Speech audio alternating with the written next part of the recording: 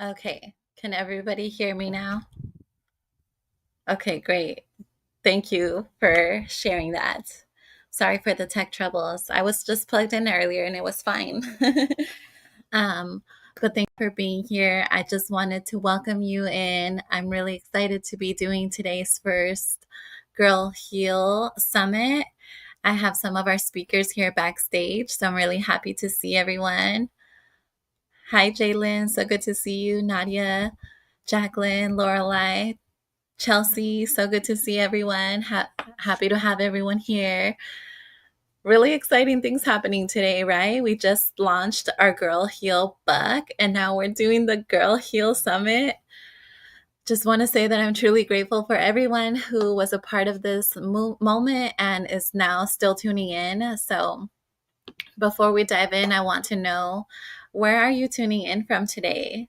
Maybe drop it in the chat. Let's see how far this movement is reaching across the world. I myself am in Washington State. I'm in Eastern Washington in the Tri Cities. I'll be making my way to Vancouver most likely today, which I'm looking forward to. Vancouver, Washington, Dallas, Texas, Ohio, Granbury, Texas. Wow, lots of New Jersey, lots of exciting places. I know we have some of our authors here are also, Lorelai's also in Tri Cities, right? Northwest Colorado, Jamaica. MA, is that Massachusetts? Just confirming. But thank you all for being here and tuning in from all over the world, from Nebraska, sides of the states that I've never even been in. So cool. Thank you all for being here. This movement wouldn't be what it is without you. And today is really extra special because we're not only gathering for the summit, we just launched our Girl Heal book, like I mentioned, into the world. The ebook is available now on Amazon. I shared the link in the description. And this book is filled with stories of women who, just like many of you here, turn their pain into power and their healing into hope. And now that through the summit, you get to meet the voices, the authors, the leaders behind the movement live in action, which I cannot wait for myself. You being here today is proof of your courage, proof that your story matters, proof that you are ready to take up space in ways that you may not have before. So maybe let's take a moment together to take a deep breath, place your hand on your heart, and whisper to yourself, I belong here. My story has power. I am ready to heal and lead. Let that land, because the Girl Heal Summit is your space. It's created for women who have walked through fire, who have faced chapters that try to silence them, and who are ready to rise, not just for themselves, but for the generations to come. In this session, you'll unlock the confidence to own your story, the clarity to align your purpose with your business, and the courage to step fully into your next level of leadership. So I cannot wait. Just stay tuned as we explore how to transform your healing into impact, your story into strategy, and your vision into impact. Because the theme for this summit is clear: from healing to impact. Together, we are turning our stories into power, purpose, and profit. And yes, you should make money from your purpose. I'm seeing we have some women from Canada here too. Candy was in Tri-Cities 4 years ago. Wow. I had no idea how we didn't meet, right? Well, again, thank you all for tuning in. I'll share a little bit more about today's agenda and then we'll go ahead and get started because we just have a really exciting day ahead of us today. So thank you all for being here. Again, this summit is for every woman who has ever felt like her voice didn't matter, for every mother, coach, leader, creative, entrepreneur, and healer who knows she she was meant for more. But life, trauma, or fear has tried to hold her back. And it's for the women who are still in the middle of the messiness, who don't feel perfect or polished, but know they can still rise as they are. And it's for the women who are ready to transform their pain into power, as I mentioned earlier. Your story is your platform, and your healing is your impact.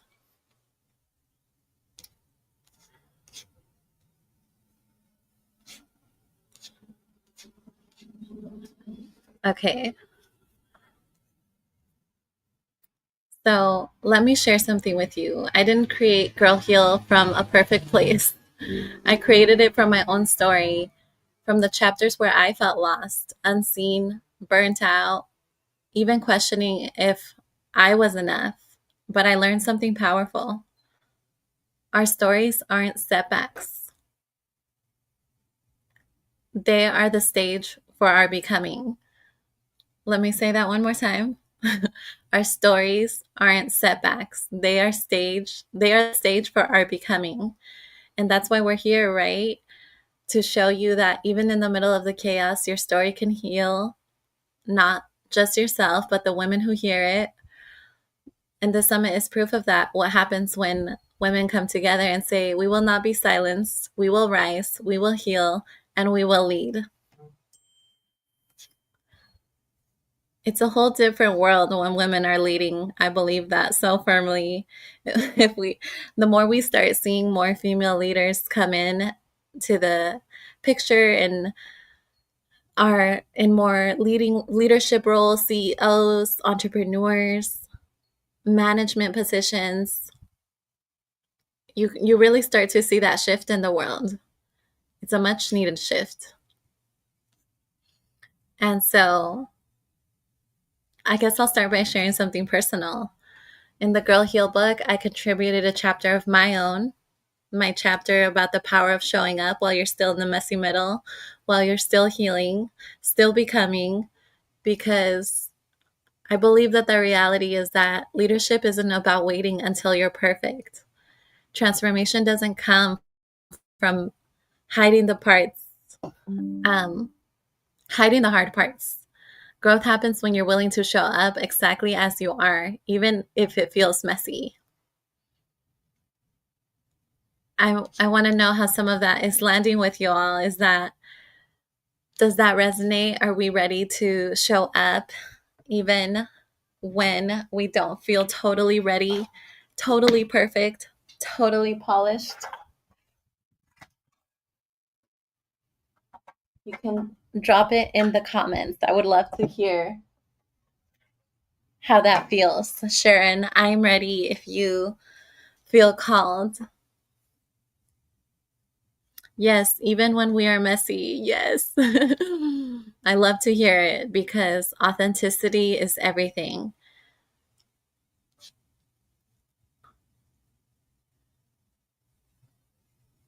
And honestly, that's what I want this summit to teach you, that your story doesn't need to be tied up with a bow for it to be powerful. The very act of showing up today here now is leadership. And when you claim that, you move from healing into purpose, into power, into impact. In my own journey, I've also witnessed how deeply society has disempowered women, not just emotionally, but financially, and in many other ways, right? For generations, there have been gaps between men and women in income, in opportunities, in whose voices are heard, in whose stories are published. And that's part of why I do what I do, because when women step into their stories, they don't just heal themselves, like I mentioned, right? They build authority, they create opportunities, and they change the financial narrative for their families and their communities. And I think that is absolutely what the world needs more of. So, publishing a book isn't just about words on a page, it's about closing the gaps. It's about saying my voice, my vision, my story has value, and that value creates power. it creates purpose, and it keeps the money circulating, right? That's why Girl Heal exists, to show that our healing can become our legacy or our impact, and the summit is our collective proof of that. And here's what to expect over the next few days. Jalen commented, I don't think I have lived a polished day in my life. Messy is my only way. And sometimes that's what it is. The messy is beautiful on its own. Storytelling is a healing process. Yes, it is. And we are ready to share our stories. It's all about authenticity. We will never be perfect. Exactly. Exactly. I'm loving these comments, ladies. Keep them going. I love to hear your feedback and how this is landing with you, if it's resonating. I'd love to hear how many of you actually got your Girl Heal book already as well. Drop a comment in the chat if you have already picked up your book from Amazon and got your digital copy.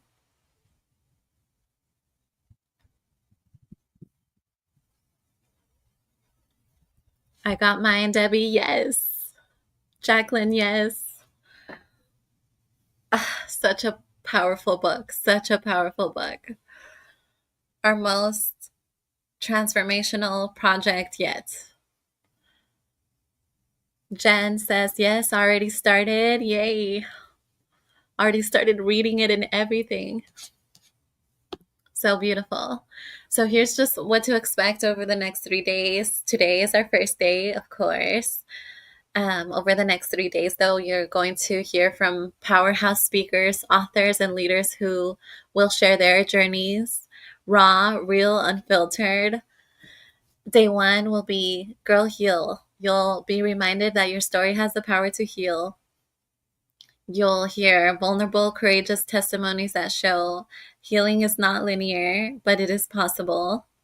Day 2, Girl Rise, will shift into embodiment, leadership, and turning your healing into authority.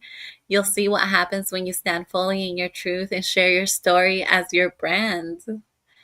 And day 3, Girl Lead. This is where it all comes together. We'll talk about legacy, impact, and how storytelling becomes the business of transformation. You'll be invited to see what's next. There's some incredible opportunities coming up, more books, more publishing, more storytelling, and some more incredibly impactful events like this one. And to step forward into leadership with me in this beautiful community that we have built. I believe that every session is a chance for you to take notes, reflect, and engage in the chat. The more you engage, the more you'll feel the breakthroughs happening. And not just for the speakers, but for you. Got the book. Looking forward to checking it out. Yes, Jalen, thank you for supporting and for being a part of this movement. Even as a reader, you're a part of this movement. So there you go. That's our agenda for the next 3 days. I really hope to continue to see everyone tuning in here on the chat. It's really beautiful to see everyone come together, and I'm still excited seeing some of our speakers in the backstage. And so here's some ideas for how to get the most out of it as we dive a little deeper in today. So just show up fully, put away distractions, give yourself permission to be here, engage, comment in the chat, celebrate the speakers, share your takeaways.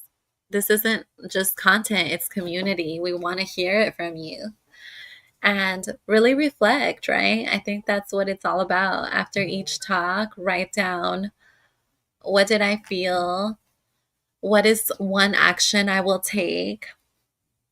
Stay until the end, because the end of each day carries the gems, the transitions, the opportunities, the reveals.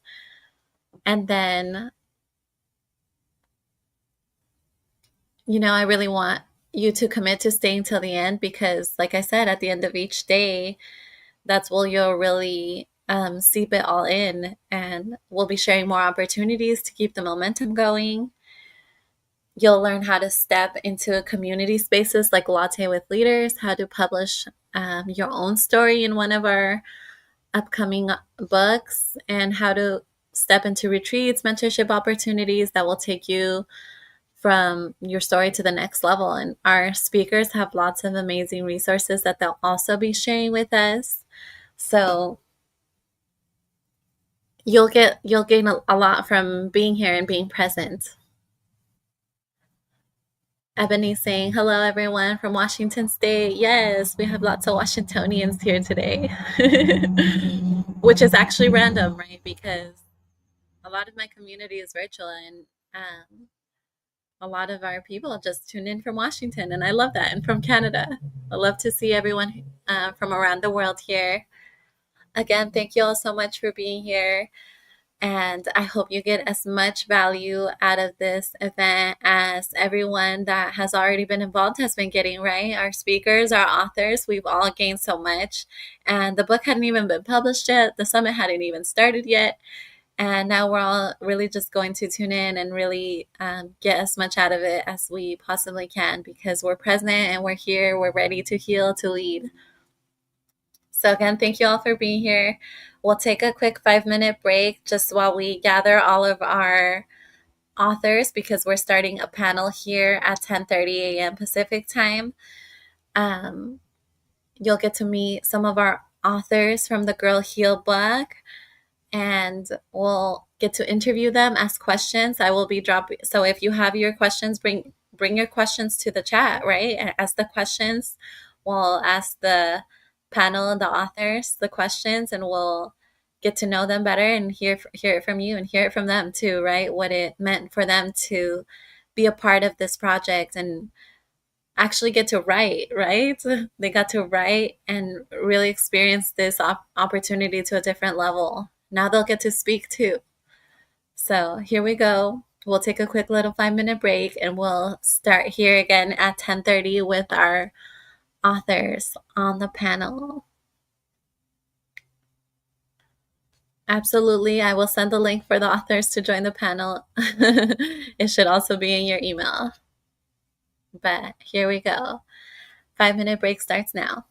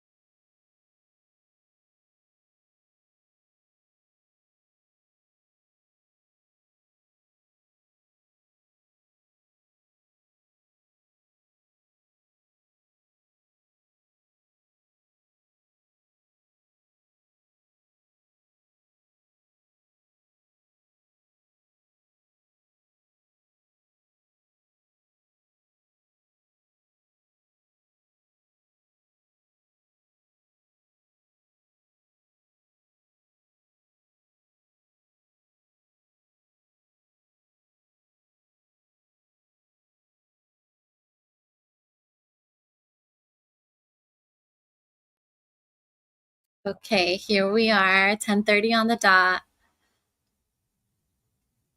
I'm gonna add our authors in here now. Excited for you all to meet them. Hi, Amy. Hi. Hi, Dr. Hazel, Lorelai, Jacqueline, Debbie. Hello, hello. Hello? How is everybody? Fabulous. So good. I hear a bit of an echo. I don't know if it's somebody's mic in the back.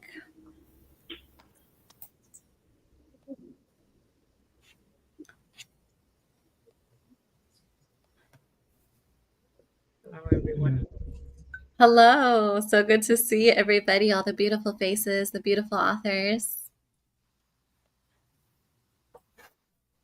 Excited to have everyone here.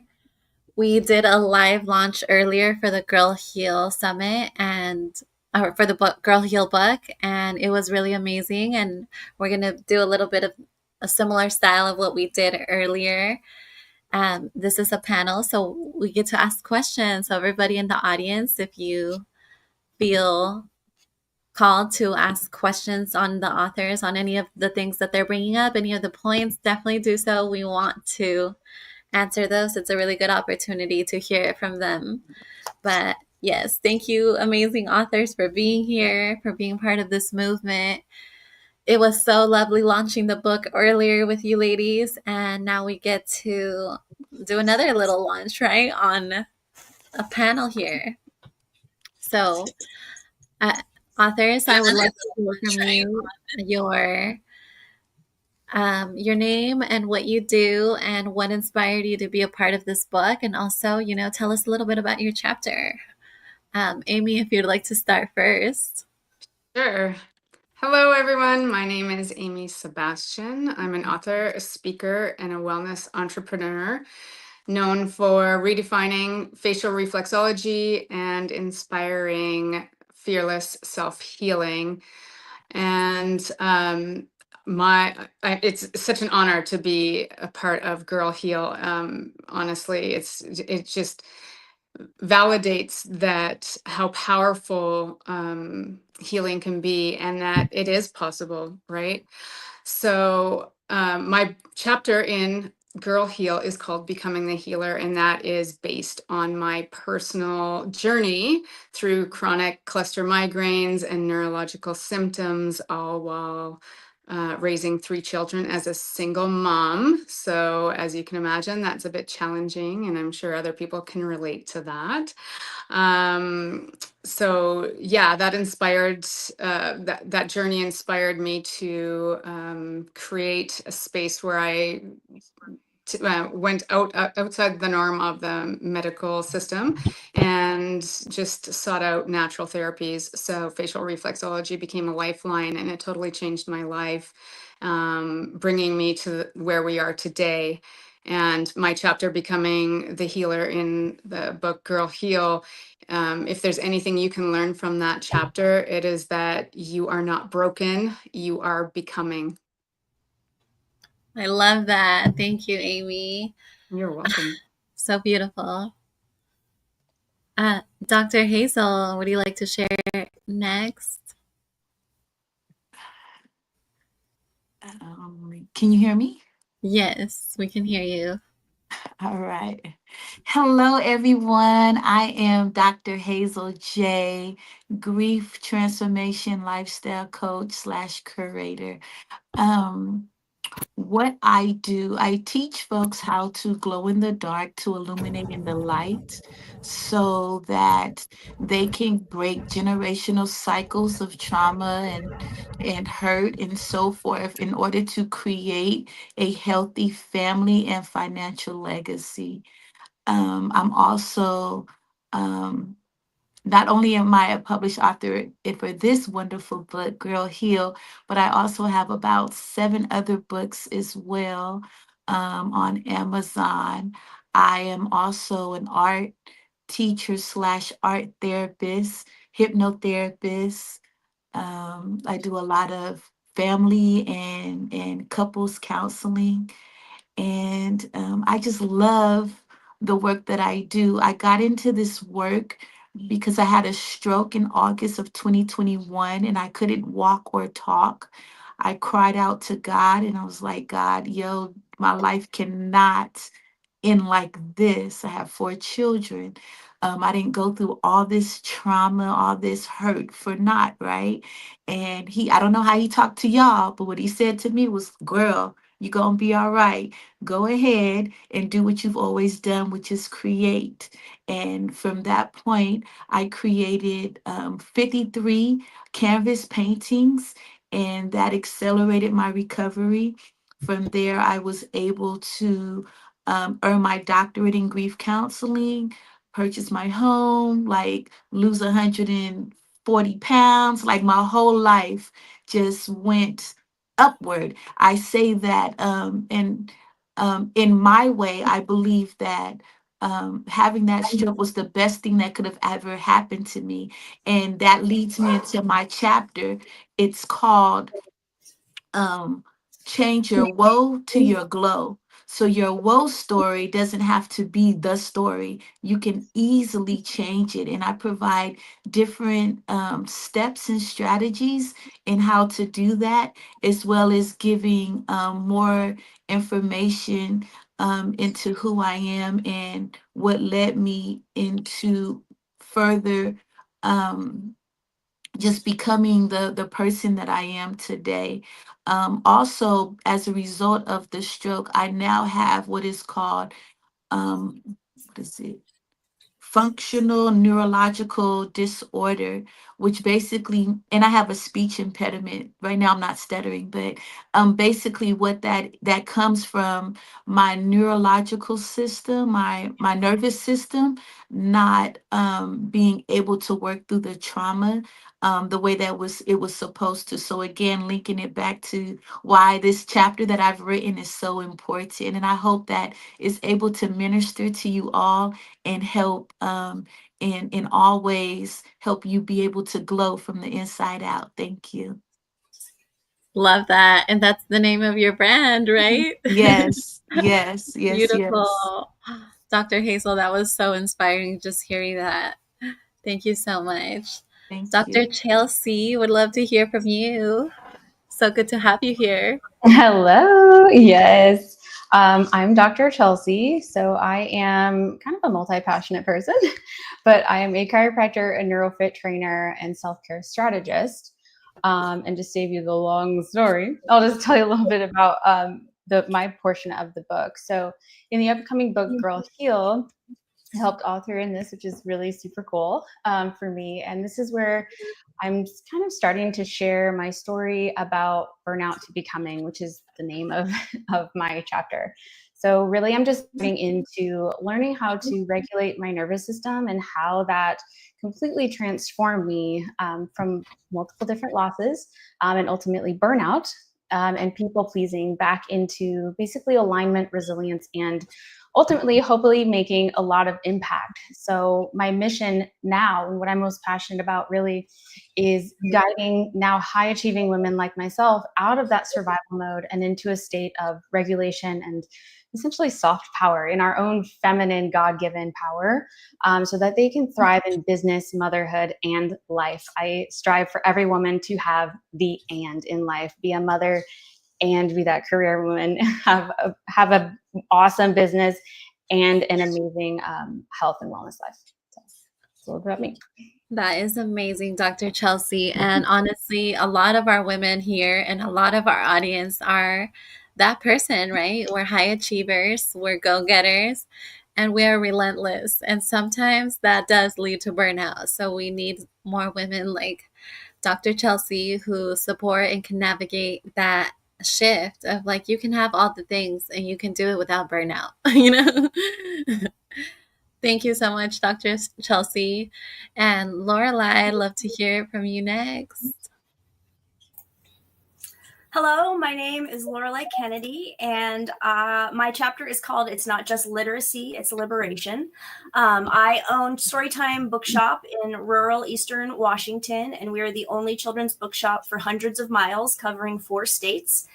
I care deeply about equality and literacy programming and community engagement, and I give kiddos and women anxiety-reducing tools to empower themselves to communicate, to collaborate, and to have the confidence to stand in a room and know that they belong there because they're a human that exists in this world.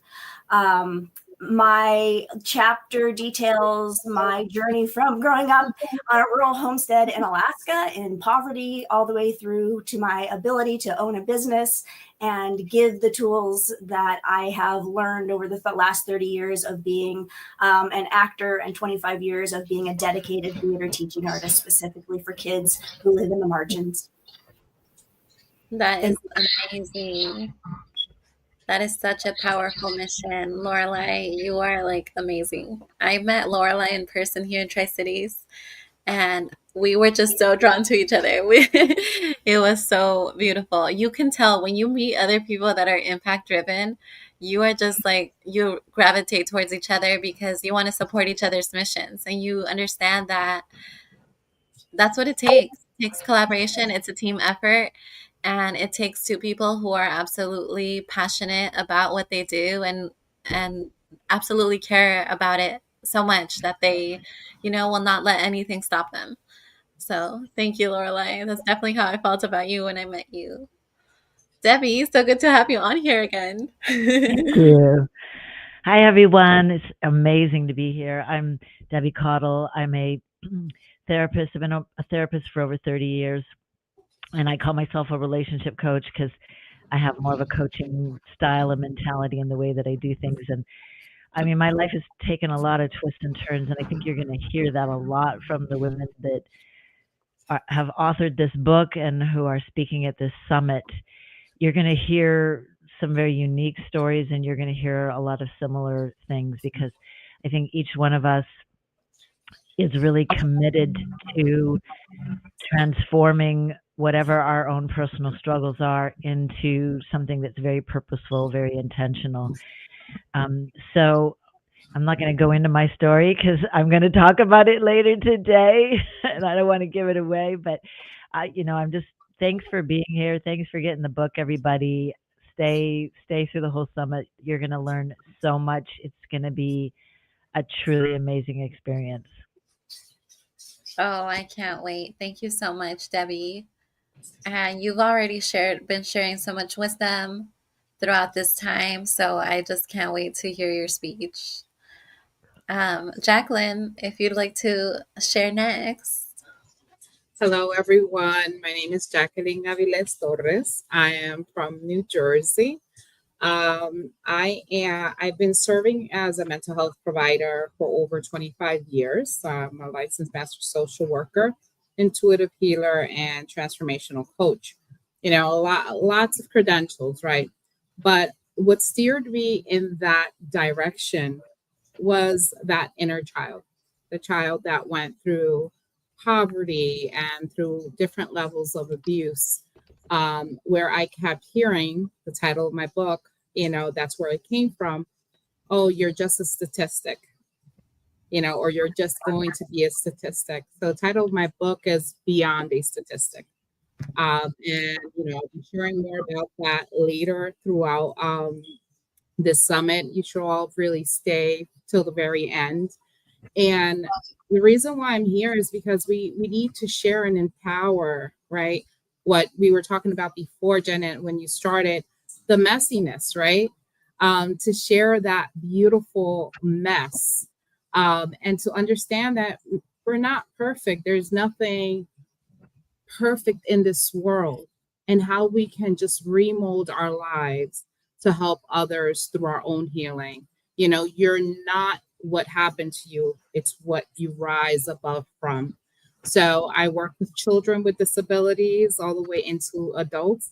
And every day, that's what I try to do, is just plant that seed of, you're not your diagnosis, you're not what happened to you.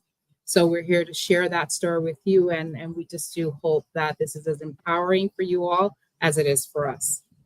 Thank you. Yes, thank you, Jacqueline. That you said that so beautifully. And you did a great job in your chapter. I loved hearing more of your story too in our book launch. That was really amazing. Thank you so much for being a part of this. And Dr. Chandra, so good to have you on here. I'm so glad to be here. Hello, everyone, to my co-authors. I'm Dr. Chandra Webb, originally from Houston, Texas, where I reside. And my story is one of pivot, reinvention. How do you process loss in different areas of your life? But mostly my platform, Dr. Chandra Inspires, I speak to those that are 35 and plus who want to start over. Many times we get to a place where we're comfortable and we're, at a place of doing routine and we're not quite sure how do you pivot. And I've done it several times. And so in my story, I talk about how do I bounce back after those things of loss and divorce, and how I've reinvented myself in a whole different career after spending 25 years in corporate finance, and just really finding that place of healing. In my story, you'll be able to take away that healing is not the end of something, but it's really the beginning. And what should be healing, sometimes it doesn't feel like it.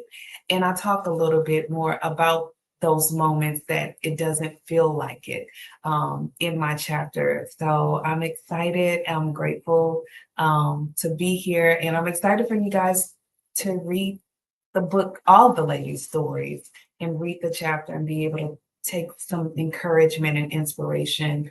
And maybe it be the beginning of your healing chapter that you haven't embarked upon. So. Absolutely. Thank you so much, Dr. Chandra. That was so beautiful. Yes, you ladies have made some really amazing points, and I'm so happy because I can only share so much, but you ladies are just here like dropping all these gems. So thank you for doing that. And truly, this is what lights me up being around in this space with you ladies. I think I mentioned maybe in one of our author sessions, I said to you ladies that at the beginning of the year, I told myself, I said, universe, please bring me amazing visionary women into my world. And through this project and through these books and these collaborations, these summits, these events, I truly feel that that is happening. So thank you, ladies, for being in this space. And Jennifer, if you're available to share, I'm not sure if you're there. If you're available to share, we would love to hear from you as well. If not, I believe we have Natasha here on the stage in the back too. We can hear it from Natasha. Let's see. Are you there, Natasha?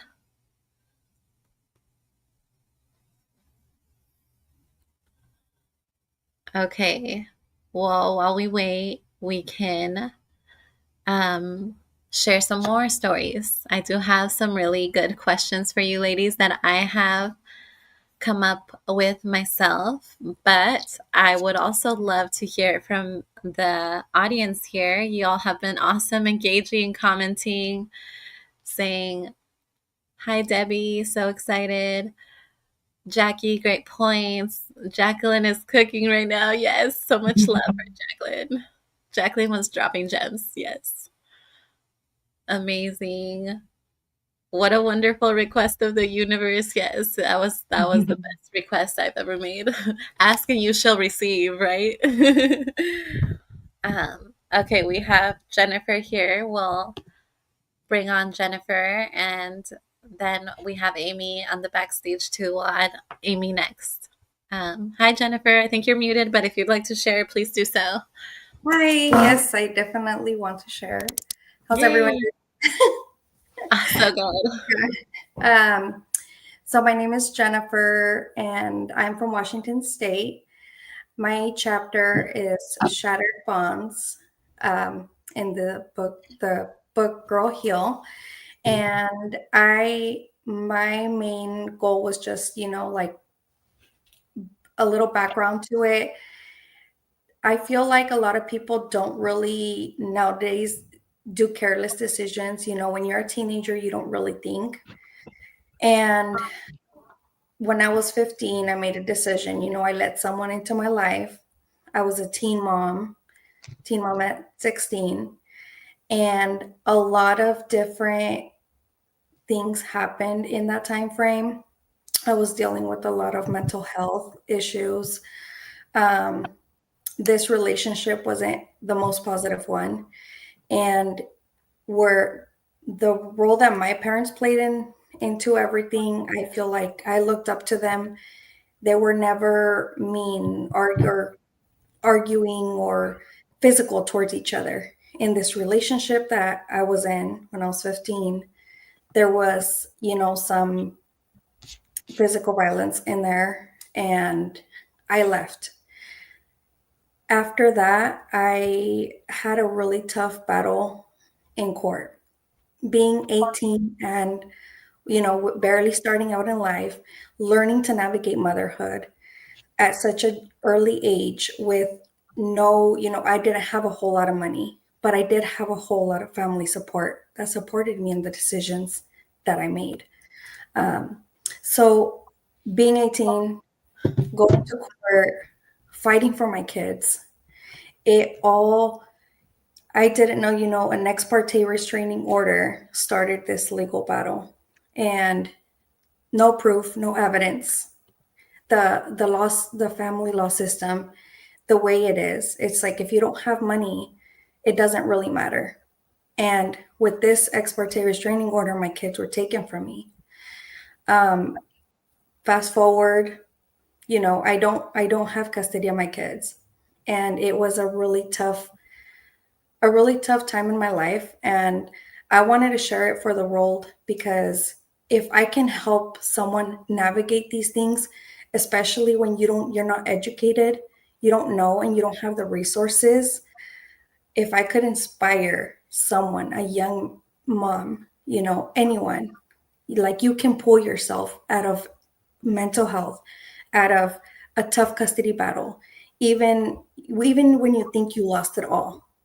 Like there's always, like, it takes so much strength. All that pain that I went through, I turned it into, I took it and took myself out of that hole that I was in, mentally and physically.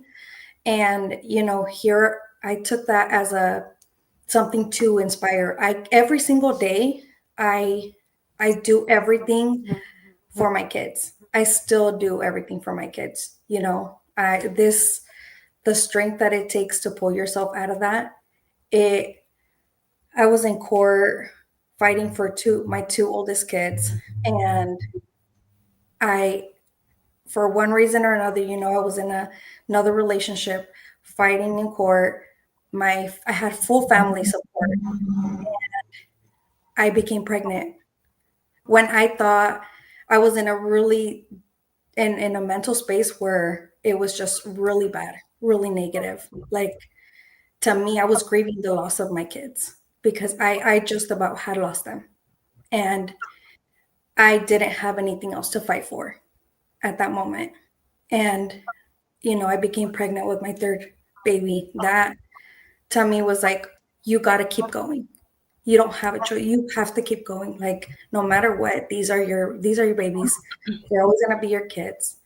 And here I am today, mom of five, a realtor in Washington State, helping families. I found myself writing this book as a way to heal, to not be silenced, because I was silenced for so many years. I couldn't tell my story. I couldn't tell what happened. My kids were told that I had abandoned them, that I didn't fight for them. There was so much that I want to be able to heal other girls. I want to be able to share my story and to be that vulnerable with the world, because it took a lot. It took a lot of pain. It took a lot of Yeah. suffering, a lot of grief.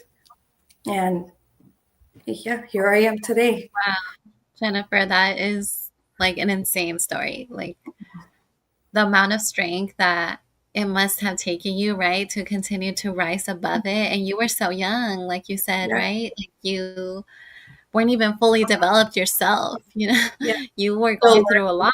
And then you were going through things that you didn't even have education for, you didn't even have the funds for, you didn't have the resources for, right? And yeah. now here you are doing the most to be able to continue to create and provide maybe those resources and that education for our younger communities, especially women, right? I feel like you're really an example of what women go through that often men don't really have to deal with, right? They don't have to deal with what that's like to be a mother and, deal with all the postpartum things and, everything on top of that and the hormones and also, not having your kids. That must have been a really hard journey, but you continue to show up and you are here and you're living proof and the truth will rise, right? The Yes. truth will rise. That is what keeps me sane Yes. is the truth will rise. The truth will come to light. And I don't need to Yes. explain myself. I don't need Mhm. to do anything. Everything is gonna fall into place. Yes. And applause to you, Jennifer. That was really incredible and very vulnerable of you to share. So thank you so much for doing that. Thank you. And I would like to add Amy here on the stage. Jennifer, I will remove you for a moment. We'll bring you back in so we can get Amy in here, and she can share next. Okay, there we have Amy. Hi, Amy. Hi. Thank you so much for joining us. I am so sorry that I was a little late. I had a plumbing emergency this morning. Oh, no, that's okay. I'm glad you were able to tune in anyways. Me too. I can't wait to listen to the replay and hear all the beautiful stories. The one I Oh, just heard yes. was amazing. It was so amazing. Yes. Honestly, yes. Thank you so much for being here. If you'd love to share more about you and what inspired you to write your chapter and all the things.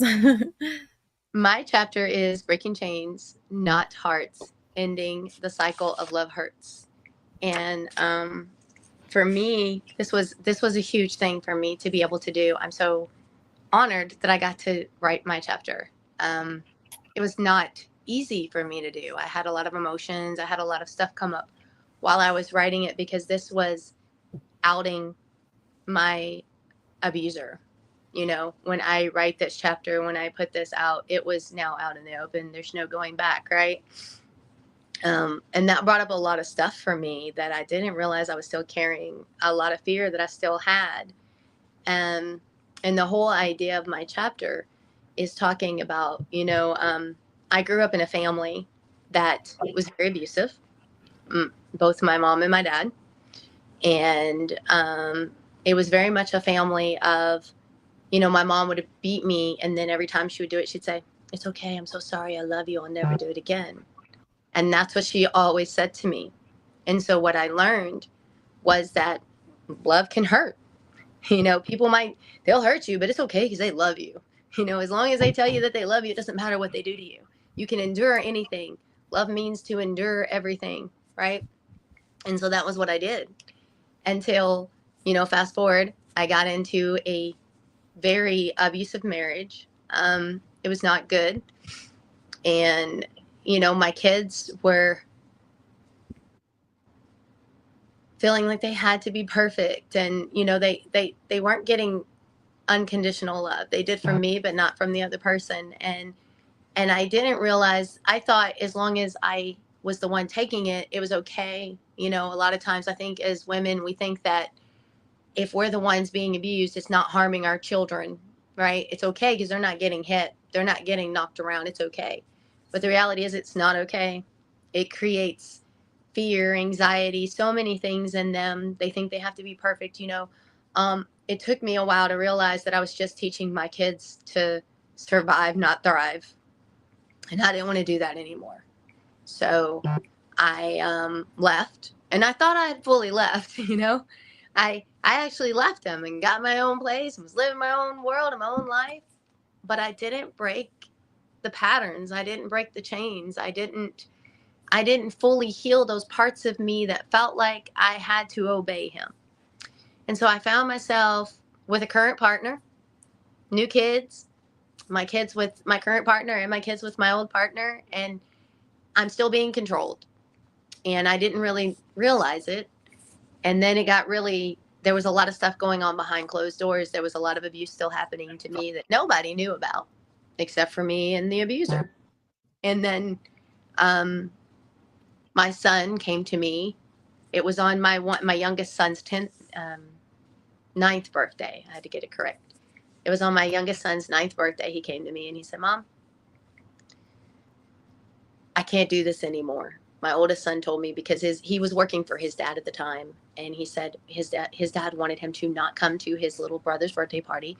He said family didn't matter, work was what mattered, and he was screaming at him and just not treating him kindly. And my son said, I can't take it anymore, Mom. I'm gonna leave, and I need you to have my back.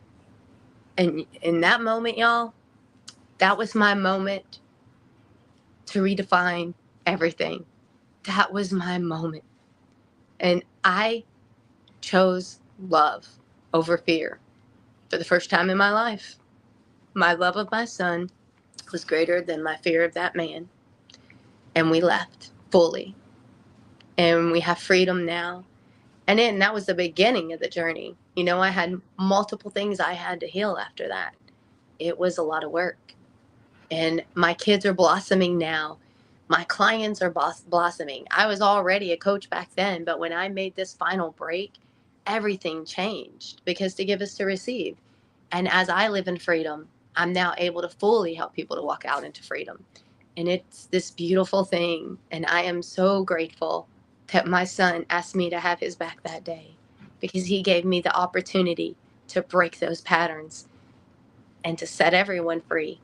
And now we're living a different life, and I'm creating a different legacy with my family, one that is free of abuse. We don't tolerate it. We don't survive anymore. We're thriving. And thank you Wow, for that's so beautiful. Thank you so much for sharing that, Amy. I think so many women, and not just women, right? Other people that have dealt with abuse and domestic abuse and family abuse, like, I think they could really resonate. And it happens a lot more than people really think, right? Like, yeah. there's a lot that happens behind closed doors that people don't really know about. And it's scary, but Amy is proof that, you know, you can really heal and you can make different decisions. And you didn't know what you didn't know, you know, but now you know. And so you're choosing better. And I love that. And I love to hear that. So beautiful. Thank you so much, Amy. Thank you.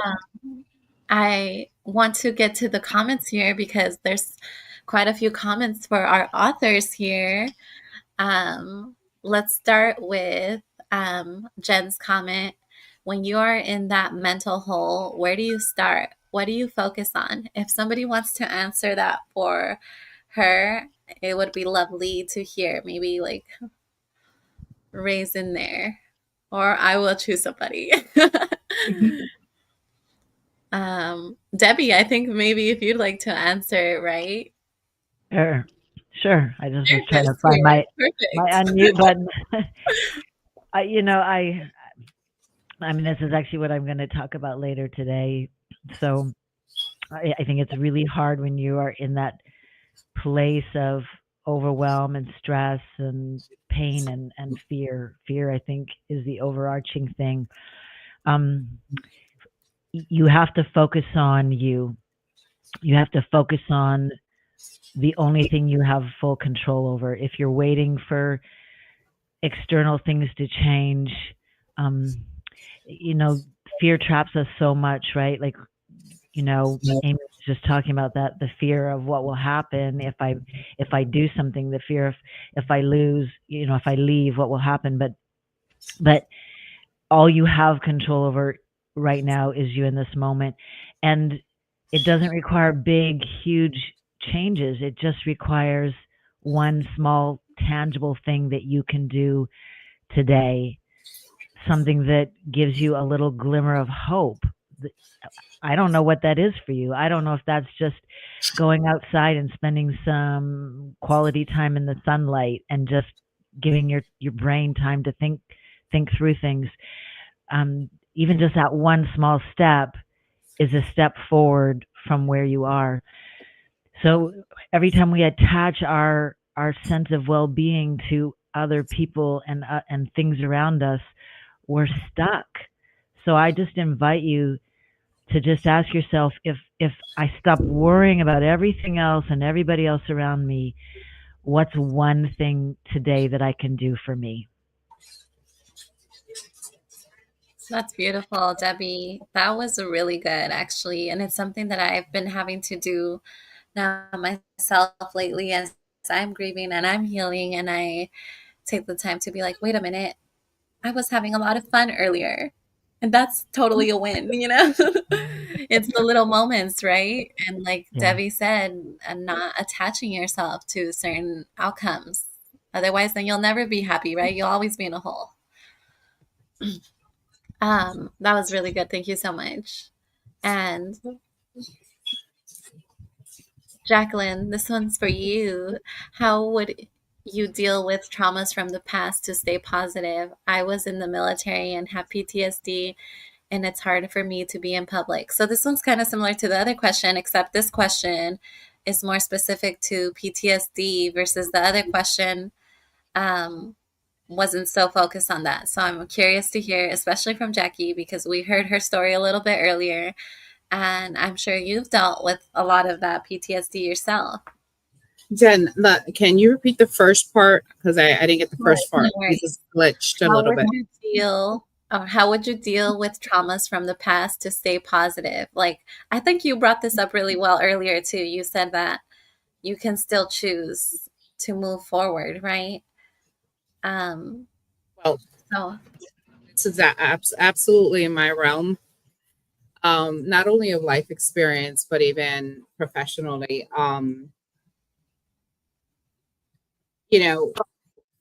It was for my military people, because I also serve as a military mental health provider.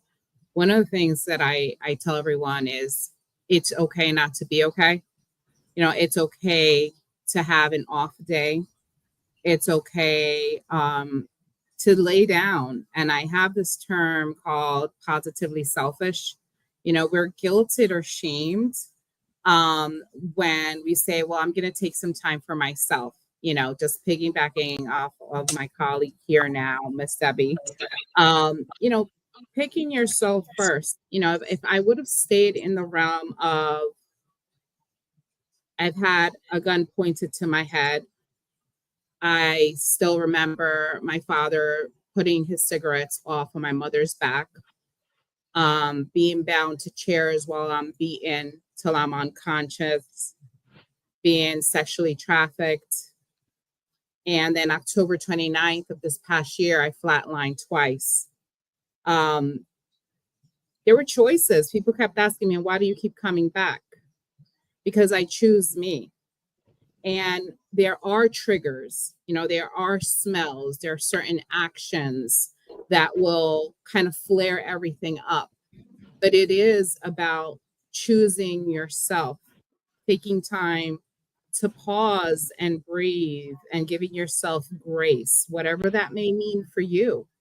Giving yourself grace can mean so many different things, but what I ask my PTSD warriors, are you going to become your own abuser? Are you going to continue that cycle? Because many of us that suffer PTSD fall into that black hole where we don't know where we're going. We're kind of sucked in there. And sometimes we don't have someone to pull us out. So it is a choice, and the choice is of becoming. Are we going to just step out? And the first thing that comes to the head is not, oh, I'm going to heal today. That's not how this works. It's all a process. Your PTSD is a trauma or traumas that you have endured. You didn't choose them. They were not on your to-do list, as I speak to my clients and the people that I work with. But it is on your to-do list to do better for yourself. And that doesn't mean it's like a treatment plan or a plan of action. It's what feels best for you. And you have to make the decision to move forward. If I would have not made that decision, I would not be here today. So I encourage and I empower you to walk through that black hole, to understand that you've made it, to applaud yourself, validate yourself. Don't expect validation from other people. Embrace yourself. Like, I'll do things and people say, oh, you're so corny. I will hug myself and say, you did it, girl. You did it. You know, I woke up today. I could have decided not to sit here, you know, and I made that decision to be here. Why? Because we want to empower others to heal. Because again, like I said before, Jen, this is really a journey, a revolution of helping and empowering others. And again, we may be saving lives. So to my military people and to everyone here, I honor you. And thank you for being here. Choose you. That was so beautiful. Thank you so much, Jacqueline. You really put that into really good words, all of it, the self-compassion, the self-love, the self-validation, all of the things, right? I'm proud of me, right? That's really powerful. And it radiates externally once you can do that for yourself first. That was so empowering. Thank you so much, Jackie. And then I have this one for Lorelai. Lorelai, how has owning your story changed the way that you show up as a leader in your life and business? Ooh. In a lot of ways, so my particular story focuses on having grown up in Alaska in a rural homestead. We had no running water. We had no electricity. We had no indoor toilet. My dad was the town drug dealer. My mom was not around for a variety of reasons. We don't blame her for that at all. But, you know, I was the dirty kid, and everybody knew why I was the dirty kid. But they were so much more focused on getting what they wanted and needed from my dad that there was an entire community that was not paying attention at all. And so that's crazy.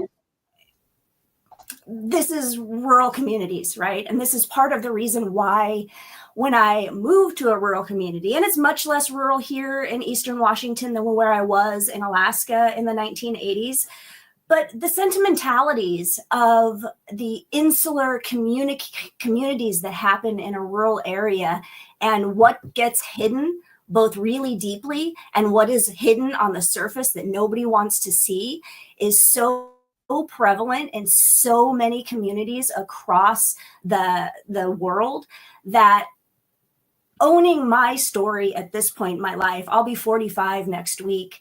What I know is that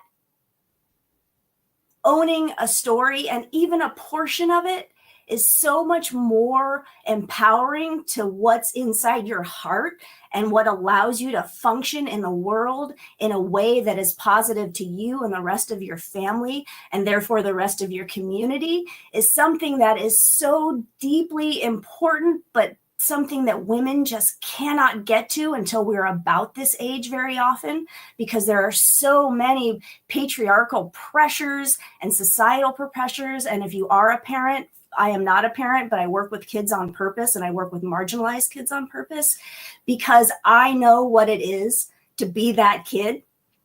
And no kid should ever, ever have to do things the way that I had to do them. By the time I decided I was college bound, I didn't actually know that that was something that I could do until a friend's mom told me about that.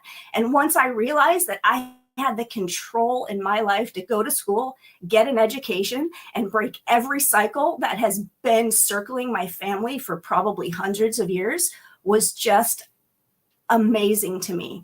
And it took me 10 full years to get my bachelor's degree. It took me 6.5 out of 7 years to get my master's degree because those things were what was important to me. Literacy and being able to read, I learned to read at 3 years old. That saved my life. And people say that sometimes and you don't really know what that means. Having a place to go where every other place in the world in my life at that time, being a kid, being an adult, and having a sense of solace and safety, it's not just literacy. It is absolutely liberation. And that is what I am here to help both women and kiddos be able to get within themselves and then give that gift to other folks. Lorelai, what you said was like incredible. It is baffling, and it's actually the reality of so many, right? Like a lot of these things happen more than we believe they do, and it's crazy. But then we have women like Lorelai, women like Jennifer, women like Amy that are like, no, this is not okay, and we are not going to continue this, and we need to make a difference. And even if I'm just one person, I'm going to make that difference, and I could really see that. Lorelai, she opened her bookshop.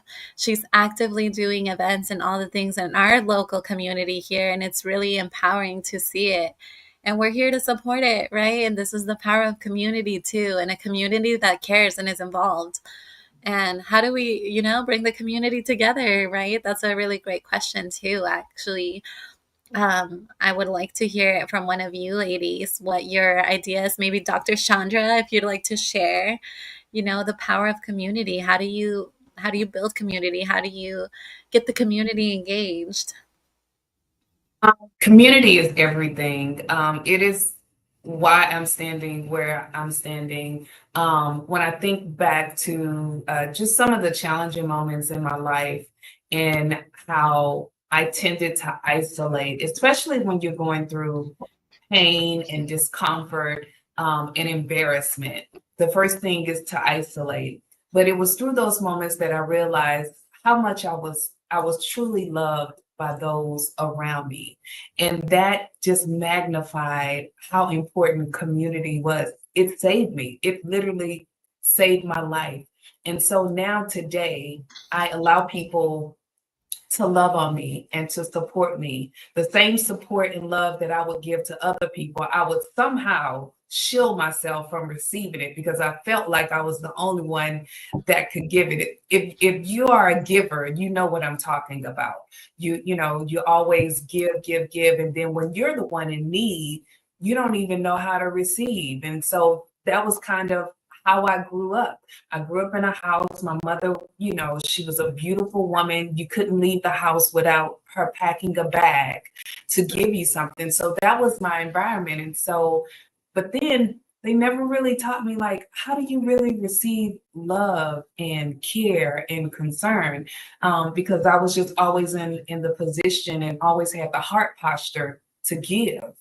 And so when I changed my perspective and really started surrounding myself around people that were like-minded like me, it just changed my world. It changed my ideas on giving and serving, and it changed my perspective just on how do I. That was part of the healing process. That was part of my reinvention. That was part of my next level.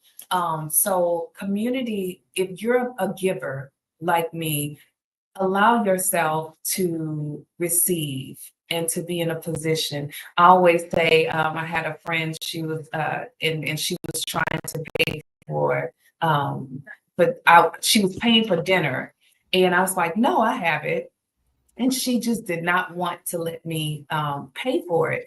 And I said, how would you feel if I declined?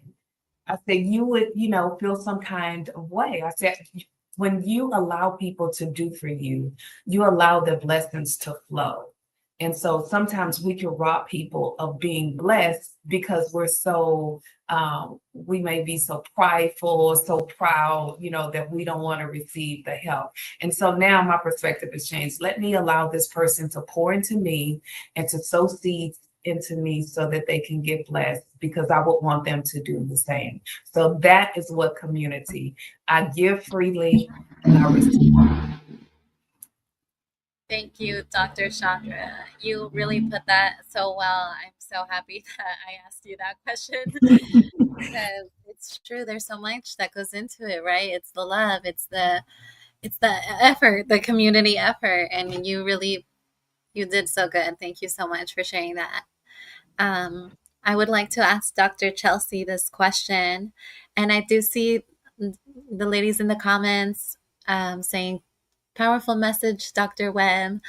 Community is healing. Yes, regulate to receive. Yes, Dr. Chelsea. And so this is my question to Dr. Chelsea. What daily practices, tools, or rituals have supported most of your healing journey and through burnout, through all of the things, right? And being a high achieving woman and the woman that wants all the things, right? You want to be a mom and a doctor, you want to be, all the things. So would love to hear from you. Yeah, it's not one of those things where there's just one singular thing that you're going to do every day. You're going to build your own toolbox, essentially, of the things that are going to work for you.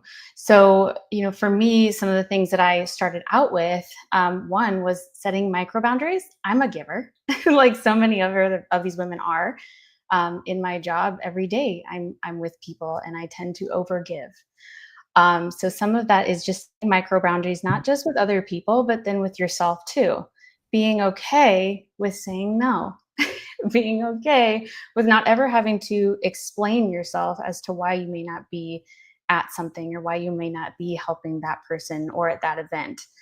One tangible thing that I think one of you had already said, maybe it was Jacqueline, but it really is just about taking that moment to yourself, even if it's just 2 minutes time to close your eyes, put hand on chest or hand on heart and one hand on your belly, and just taking a few deep breaths in and then out until you feel that exhale is longer than those inhales, because we tend to get like this and we don't even notice that we're doing it until we bring that awareness back to our bodies, and continuing to do that on a regular basis so that you can build upon that and really build resilience to life and to things that are going to get thrown your way no matter what they are.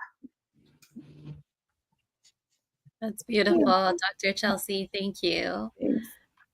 I love to hear it from women that have overcome a lot of that. The burnout, the stress, right? A lot of us high achieving women really deal with that, sometimes chronically, right? And it's so harmful for your body to have to be in that. And yes, setting those boundaries is the most important step. It becomes easier to set boundaries with others, says Dr. Hazel. Thank you for engaging and sharing that.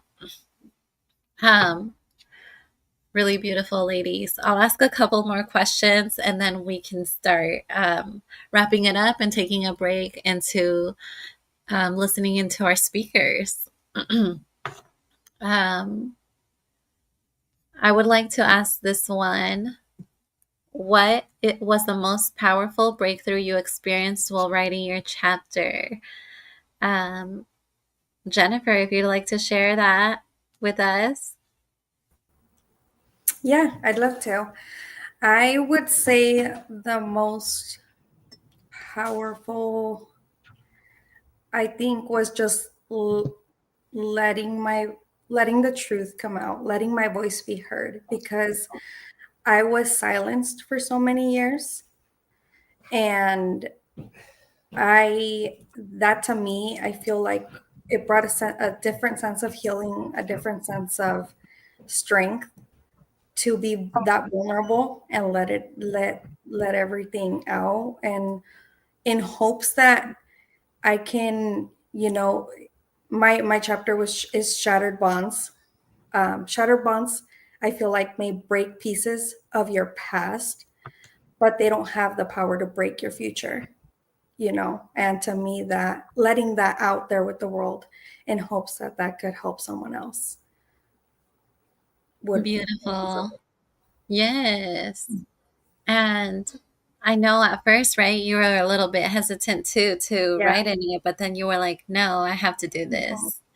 Yeah. That's powerful. It takes a lot of vulnerability to be able to share. Like, you ladies have no idea, how many people were interested in becoming authors in this book, but we're just not ready to share, and that's okay too. But being at the point where you're just like, no, I'm sharing. I'm done with the silence is another really empowering place to be. So thank you so much, Jennifer. Thank you, Jen. Dr. Chandra, I would like to ask you next. What does turning pain into power mean to you personally? Oh, wow. That's such a really good question. Well, when you're going through pain, you have no idea that it has power in it. Let me start with that. That's good. That's good.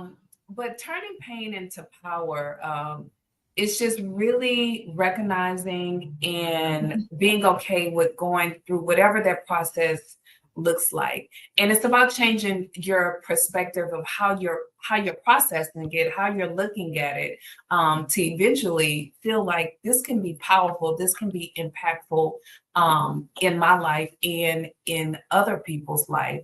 My chapter is called "The Comeback Was Louder Than the Crash," and in my chapter, that's what I did. I had to, from experiencing loss after loss, and I'm talking from losing people to losing a marriage to losing my financial status to nothing, and literally having to rebuild my life, leaving a marriage literally with the clothes, and sleeping on the floor. And then here I am today having a successful career and everything around me. And so I had to really figure out, was I going to continue to be a victim and just succumb to the things that have happened to me? Or am I going to just allow those things to have happened, and what I do with them change the trajectory of my life? And I decided to do the latter because it was bigger than me, and I knew that, but I knew I didn't want to be where I was that much longer. I said it has to be more to this life than being sad, being depressed, being overweight, being in this situation of having, to lose my mom. I said, this life has to be so much better. But if I quit, I won't see the other side. So to me, that is what's turning pain into power. That's what that means to me, because I made a decision. I think Jacqueline said it earlier. When she wakes up, she makes a decision, and that's me. I made a decision that I didn't want my life to look like it did. And I had the courage, I had the power, I had the will do to make it happen. And I couldn't depend on people around me. I couldn't depend on people patting me on my back or giving me encouraging words. I had to dig deep within and just pull on my faith to know that something was up on the other side and I needed to see it. So that's what I did. That's beautiful. And you are worthy of seeing it too, right? I think that's a big Yeah, piece of it too. Like, I am worthy and deserving of all these things and the better life absolutely. and the life that I desire. Well, there you go, ladies. That was so impactful to hear that it's a choice, right? You get to decide. And once you make that decision, everything shifts. And so I really appreciate you ladies being on here.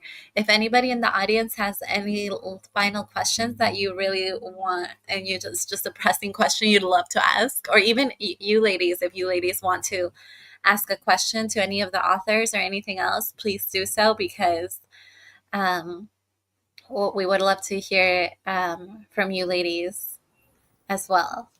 I have a question for all the authors here. Has anyone got any negative feedback from you coming forward and publishing your story? Goodness gracious, I would love to answer that one because I don't know if you ladies saw my post the other day. I But didn't. oh, I did. I've been sharing a lot about what I've been going through, and I'm currently in the middle of a messy middle in my relationship with the father of my kids, and I wrote about it on my post on my socials. And my mom was the first one to come out and say, "Don't do that. Don't share that. Don't express yourself like that." And I just about lost it. I said, "Whoa, whoa, whoa, wait a minute. Like, you do not get to decide what I do with my life, you know?" And at that moment, I realized, wait, like, this has been my entire life. It's people always telling me what I can and can't say, how I can dress, what I can, everything, always micromanaging every movement that I make, and making my bigness feel like it was not allowed, not acceptable. It's too much. And that's when I was like, you know what? No, right? Yeah. This is where it ends because I cannot keep letting people dictate how I express myself. I'm a writer, I'm a creator, I do a lot and I do it from my heart and I do it because it's healing. It's healing for me, but it's healing for others to see. And through that, I get to continue to create impact. So no, I will not stop creating impact. Sorry, Yeah, mom. the same. I feel like that happened to me. So I was like, I wanted to know if this has happened with any of the other authors. Yeah, I would love Sorry, to hear from and any of Girl the other Hill, authors too. because 'Cause I'm sure we're not the only ones, right? yeah, it's you know the unfortunately, this is my story, but the other person involved took it as I was, talking bad in a, on Yeah, Facebook, social exactly. media. And I'm like, I'm marketing my book. Like it's my story. I'm marketing something Exactly. It's your bigger. perspective, it's how you felt, it's how you experienced it, and it's all totally valid. And it's not personal, right? It's not about No. you. um, and I think when we write, we don't write to talk negative about somebody else, right? We write, like I said, to share from our experience. And it's not here to shame anyone because we have moved past that, right? Yes, exactly. We're moving through things. Dr. Hazel, you'd like to share? Yes. So I wanted to add to that. While I did not receive any negative feedback from the chapter, I remember when I published my first book, Girl Wear Your Big Hat, Unleash Your Tailor-Made Purpose. And in that book, I shared the some things of being molested and the abuse of my from my mom and from my dad, just all this different layers of trauma. And I went to social media, and during this time, I I truly believe in the power of sharing. I truly believe that um while the things we go through hurt, they bring layers of other things, but I truly believe that God chose us to be able to go through those things, and it becomes our duty, or my duty, to realize that I am charged with that responsibility and to share it to help empower others. I'm saying all that to say I remember when I was doing modeling that I would get a lot of pushback. "Oh, you're not supposed to share this. You're not supposed to share that." And what I realized is that it had nothing to do with me. It had everything to do with their level of comfortability. It either reminded them of something they went through that they wasn't ready to process or work through, or it made them so uncomfortable that they didn't have enough courage in those moments to be able to speak up and speak out, to share. And so what I learned from that experience, which why I probably, if someone did have something to say, I wouldn't even have known anyway, honestly. But what I learned is that, when most people project their own stuff onto you, that's what most people do. And when they do that, understand that you are right where you're supposed to be. So thank you for letting me know that I made you feel uncomfortable. Thank you for telling me that I don't need to share. That means that I'm doing my job. Now I'm penetrating whatever your blockage is, and now you have me on your mind to help you get past your stuff, so you can now be able to feel confident and courageous enough to share, so the next person can benefit from your courage, from your vulnerability, from you saying, "You know what? Hey, yeah, this junk was horrible. It sucked. I don't like it, and I might be in it right now, and it is okay." I'm okay. I can be a glow star. I can be a transformation coach. I can be a healer. I can be a therapist and still go through my stuff. And that's something I also had to learn too. A lot of times, and like I said, I was sharing that story, but even now in this present moment, I face a lot of things and I saw somebody put your own self, you sabotage yourself, right? And I have to check myself like, Hazel, it's okay. You're not perfect. If you try to be perfect, that in itself is an issue. So let's go ahead and acknowledge where you are. You feel the way you feel, and it's okay. And you can still help people because where you are right now matters. What you're sharing right now matters, and who you're going to become is a result of you sharing. So go ahead and share proudly, excitingly, if that's a word, and just glow in everything that you say and do because this is yours and you can do that because you. Thank you so much, Dr. Hazel. That was a really good like final note because yes, that is their projection, that is their experience, and that has nothing to do with us, right? We got to continue to share and create from our own expression, from our own authenticity. And if it makes them uncomfortable, well, that's something they need to sit with, you know, and that's theirs to deal with, not ours. So you called it out perfectly perfect. Thank you so much, Dr. Hazel. Thank you so much, lovely authors. There's so much to learn from these amazing powerhouse women here. So if you haven't gotten your book yet, do so because you will learn more and you will learn so much. Like these speeches are just a little snippet of what these women are really doing, and you can follow them on their socials, all of the things. I will be sharing all of the links to everything beyond this live today. So you'll get to connect with them all. Definitely follow them, give them some love, and continue to ask questions, see what they're offering, all the things, because you need to be in the space with these women. Trust.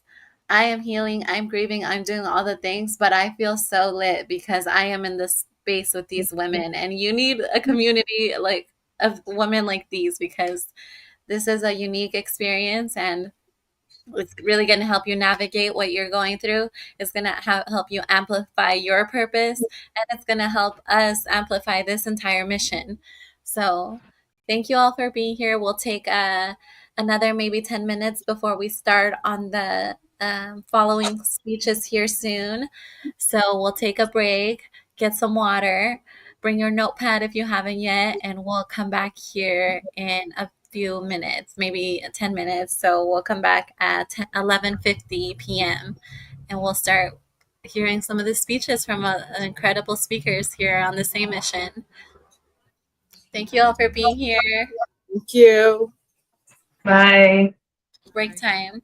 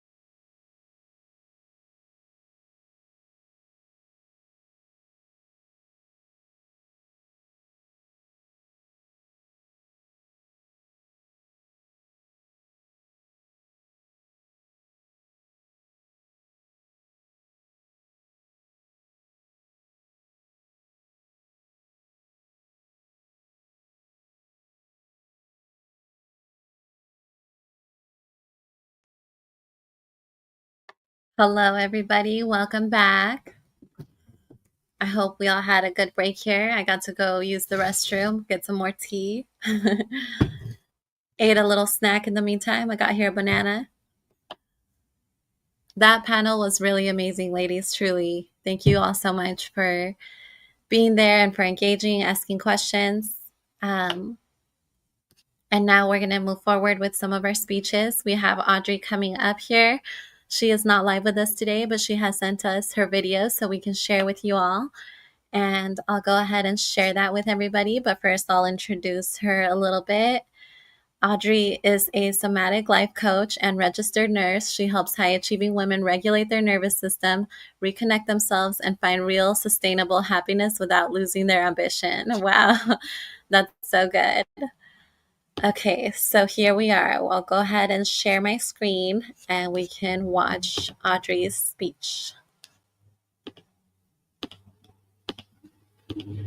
Following Audrey, we will have Debbie come on, our relationship coach, and she will move with that next. And Michelle, I am in communication with Debbie, and we're going to make sure that you receive your email for the packages that you've subscribed to. So here we go. Let me share my screen.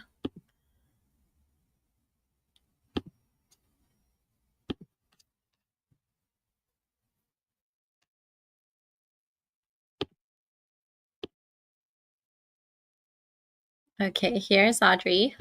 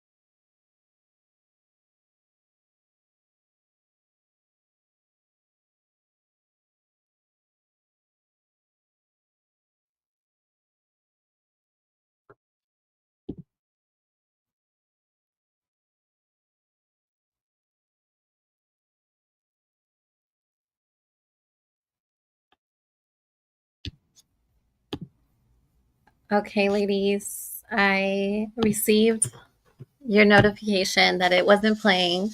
Were you able to hear the audio? I'll try resharing. Let me know. I'll keep in mind here, see just to make sure that it's sharing. But let me know if you can hear the audio and I'll try resharing.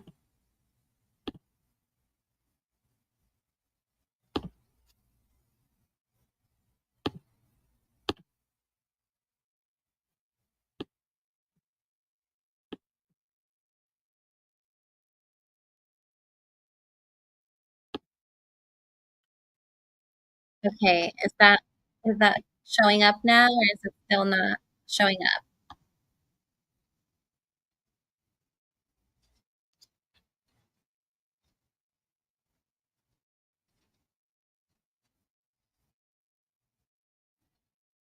And you can't hear the audio either?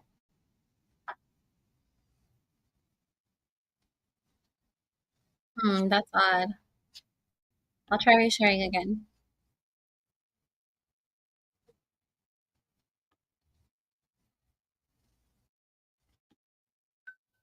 I'll try to share it as a video file instead.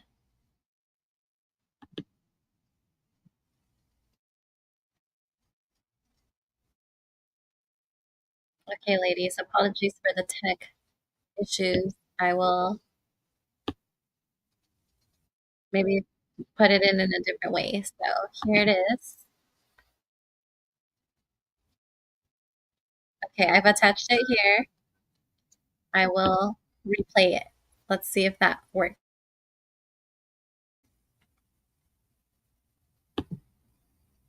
Be here, you guys. Thank you so much for having me.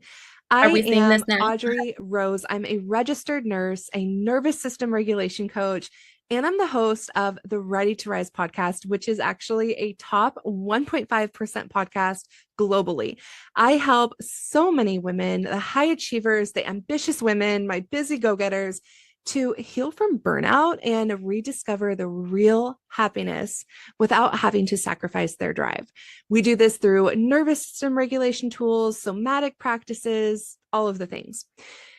The thing is, and this is like stopping me in my tracks every time I say this, 50% of women, over 50% of women, report feeling burned out. The American Journal of Medicine recently published a study that 55% of women are feeling burned out right now, exhausted, unable to sleep well, grumpy, irritated, all the things, super overwhelmed by even just like little day things like making appointments or phone calls or like the cereal spilling on the floor. And the thing is, like, we're juggling so many things as women, right? We're like running a business, working a 9 to 5. Maybe you're in healthcare like me, like it's so much.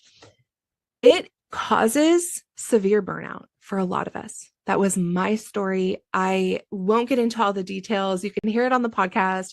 But I mean, I struggled with severe burnout, severe nervous system dysregulation from my job as a nurse, working through the pandemic, all of that. And we have life on top of that. And life is just so much. It's so busy. It's so crazy, right? So it's no wonder that 55% of women, and those are the people who are claiming it, those are the people who are being honest on the survey, right? But 55% of women are saying that they are burned out. The good news, what I love to share, is that we can reclaim our happiness and our energy and feel just more grounded overall without sacrificing our drive. I know that you're ambitious. You're here at this event, right? So am I. Like, so when I learned about nervous system regulation, I was like, wait, I don't want to be like some yogi, like living out on the hills, like, having nothing to do with anything. Like, I have big dreams in this life. I can't like just be disassociating and be like away, right? I have big dreams, but it's possible to feel more calm and centered and be ambitious in this life. So I'm going to dive into how we can do this. I'm also super excited to share just a 2-minute practice with you, like a quick breath work that you can do anytime, anywhere to help you kind of come out of that feeling, help you re-regulate and just kind of get back on track, right? So I'm going to kind of chat for a second about like what nervous system regulation is, what the burnout really is, like what all of this is and why it's happening to us so that you can understand how to get yourself back out of it. But I'm super excited to give you that tool. So if we think of our nervous system, I'm not like a car person, but I love to share it like this because it's easy to get. If we think of our nervous system like a car, we have a lot of different parts. I'm not going to go through all of it, but it gets us to a place called the autonomic nervous system. It's like the automatic part of our nervous system. We don't have control over this. It's automatically running in the background. It's a part of our nervous system that gets activated in a stress response when it sees that there's a threat, like in the old days, the primal days, caveman days, it was like us running from a tiger or us not having food or, no fire, right? Something like that. But nowadays, we're getting these threats and we're getting activated in that automatic system by so many things, notifications, being worried, about the price of gas, like being worried about notifications constantly going off on our phone, even just seemingly simple things like that cereal spilling on the floor. And so what happens is there's two parts of this like automatic system. There's the sympathetic nervous system, which is the gas. It's like you're putting the pedal down, you're getting the gas, you're getting activated to, go after the stress response, right? To like get something done. We're worried there's a threat, we're activated, sympathetic. Then there's the parasympathetic side, which is the brakes. And we want the breaks because we want to be able to rest, digest, calm down, right? Like we want to chill and just like have a movie marathon and not have to worry about like the gas and turning it on and doing things, right? So when we're having a regulated nervous system, we're kind of doing both, right? We're going to have some of the gas, some of the brakes. It's almost like driving like a nice scenic drive. Like I live out near the ocean. So I always think of like driving Highway 1, in California, like the little, nice drive, maybe some gas, some brakes. Like we don't want to be all one or the other. That would not be a good drive, right? Like we want to kind of mix it up. We want to be able to get activated, use the gas, and chill and use those brakes. What's happening to us nowadays is we're constantly getting pings, notifications. Our kids are yelling at us about a permission slip we didn't sign. Our husband cannot find the ketchup for the 50 millionth time. And we are stuck in the gas because we're always doing and responding and needing things to happen. So even though those things seem very small, they don't seem like a big stressful event, they add up. So all of this stress after stress after stress, they start to get stored in our body if we don't regulate, kind of override and get into the brakes, if you will, and release that tension. So when we learn how to balance our system or how to kind of override that gas response, we want to learn how to gently tap the brakes, which is what I'm going to teach you about, is basically how to override that gas response so that we can regulate and come back down. That's going to actually give us more capacity over time for those stressors, for the cereal spilling and our husband can't find the ketchup and whatever else, right? We're going to have more capacity to not get overloaded with the stress response when those things happen. And that actually brings us back into a happier life. We're so much happier. We can actually access a happier life when we're not constantly living in that stress. So how do we do that, right? Like that's what you need to know. That's what we came here for. How do we tap those brakes and come back down home to ourselves? And that's where I love to share 3 tools. They are somatic healing tools, which means they are body-based tools. They are the main practices that I use with my clients in my private membership, at my retreats, so that I can really help you to override that response and get back into that good feeling. It's EFT tapping, which is emotional freedom technique, sound healing, and breath work. And I'm going to teach you a little breathwork practice, like I said, at the end that you can use anywhere, anytime. It's like a 2-minute practice to help you reset that response. So I just want to share with you a little bit about each. The first one, EFT tapping, it's literally tapping. You may have seen this before where it's like people just kind of tap in these certain spots. You just gently tap on these specific acupressure points, your face, your body, and it sends a calming signal. Like literally tapping here activates a signal that goes up to the parts of our brain that perceive threats, that decides what's a threat, what's not, what's a stress response, right? Tapping like this is proven to lower cortisol levels, our stress response hormones, by 43%, which is massive. Breathwork is another tool that I love.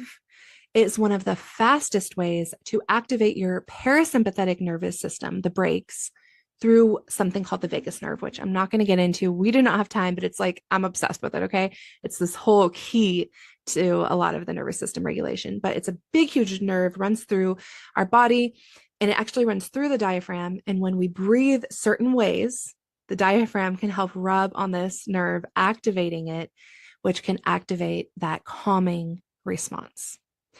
There's other science to it. I'm not going to get into it, but if you ever want to nerd out with me, go find me on Instagram because I'm your girl. But it kind of just chills us out. And sound healing, if you can see behind me, I have all my bowls. Sound healing is my favorite, absolute favorite. Sound healing is my favorite because you don't have to do anything. For us that are analytical thinkers, always in our heads, this is the best. You don't even have to think about like the placement of, whatever, or where you breathe. You literally just listen to the sounds. It works at a cellular level. The vibrations of the bowls will vibrate your cells into the bowls I use vibrate you into the same frequency as nature. And sound healing in general helps to bring your brain waves into the same calming states that you can reach in a deep meditation, like a long, deep meditation, but you don't have to do anything. You're just listening to the sounds. I have tons of those. You can see them on Instagram and stuff, and I'm posting them on YouTube now, but I have tons of sound baths. I'm just obsessed with doing sound baths. But all of these tools, all three of these are my favorites because they worked for me when I was in a very dark place and I really needed this healing. And they're backed by places like Harvard University, Huberman Lab, and so many more places. And they're shown, like the studies are showing that these are reducing our cortisol levels and our stress. And so for us high achieving women who are in our heads, these body-based tools are the game changer. This is why a lot of us who are doing personal development work and affirmations, talk therapy, it doesn't work because we need to do the body-based. I just want to mention, I'm actually hosting a free group experience online. It's coming up where it'll be 7 days long and you get a body-based, like one of these somatic healing tools each of the 7 days, and they correspond to each of our 7 chakras.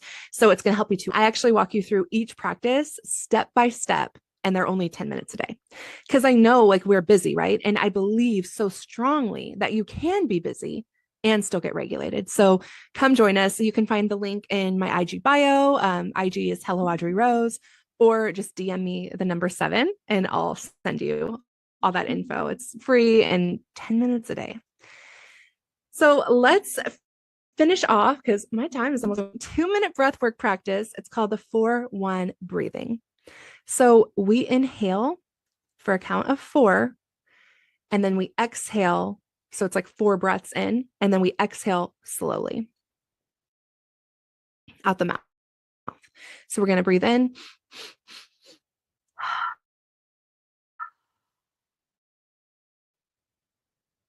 So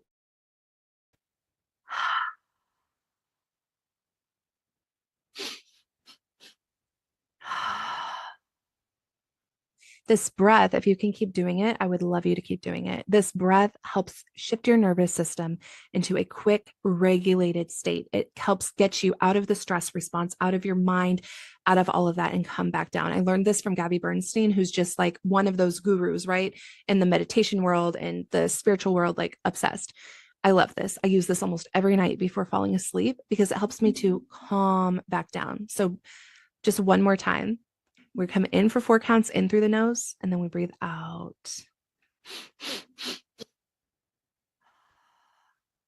Anytime you're feeling stressed or overwhelmed, practice this because you can do this. People aren't really going to notice if you're subtle about it. You can do it anytime, anywhere. And like, no matter where you are, you can practice some kind of nervous system regulation. So just a simple tool to help you regulate and bring some more peace to your day. And I just want to say thank you so much for joining me. Remember, you have the capacity to create a life that you are obsessed to wake up for. And this is how simple nervous system regulation techniques.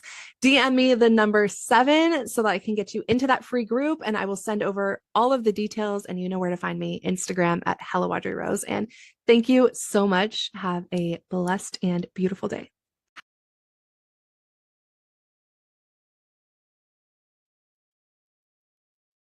There we go. That was Audrey. Very beautiful. Thank you, Audrey, for sharing that recording with us. I'm glad we finally got it to work. So thank you all for your patience with the tech issues. I had to download it first and then play it from my downloads. It wouldn't like share when I was sharing my screen. So it's okay. We moved through it and she did amazing. Thank you for that nervous system regulation. I did go ahead and share her links in the comments.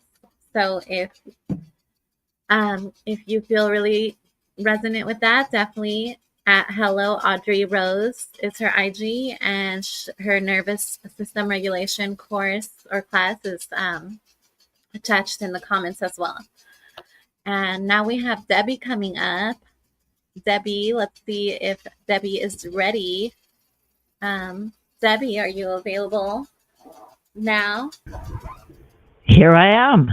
Yes. I'm ready. Thank you so much for tuning in a little earlier. Debbie here is our amazing relationship coach. She's a therapist as well. She has a big background in, specifically therapy. We had talked about a lot. And then I love the way that you're transforming therapy into coaching, because they're not the same. Therapy and coaching are not the same. And Debbie is going to tell us more about that today, specifically on the relationship side, while sharing her story too. So here we are. Here's Debbie. Thanks, Jennifer. Hi, everyone. It's really great to be here. Today I'm going to talk about me, because you see, 12 years ago, I was in prison. Not one with bars or guards at the door, but a prison of my own making. And I didn't even realize it. I mean, all I was really aware of is that most mornings I was waking up with this pit in my stomach and my mind racing and my body so tense. It was like I was bracing for impact. And everywhere I went, it was like this dark cloud was just hovering over me. No matter what I did, I couldn't escape it.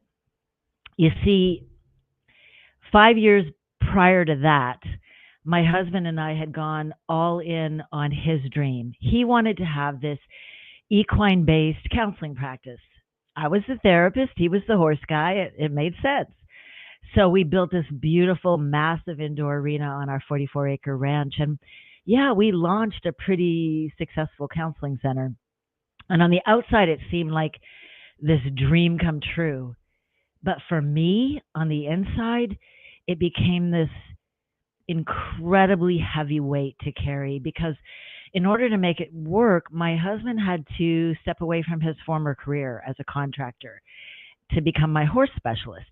And that was not what I had wanted initially. I didn't want the pressure of our only income to be on my shoulders. But that's what happened.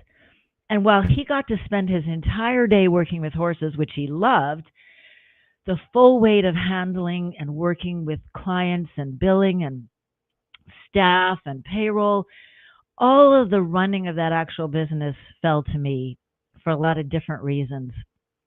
And by the end of 2012, I was exhausted and I wanted out. So I made this big announcement that I was going to quit being a therapist by the end of the following year.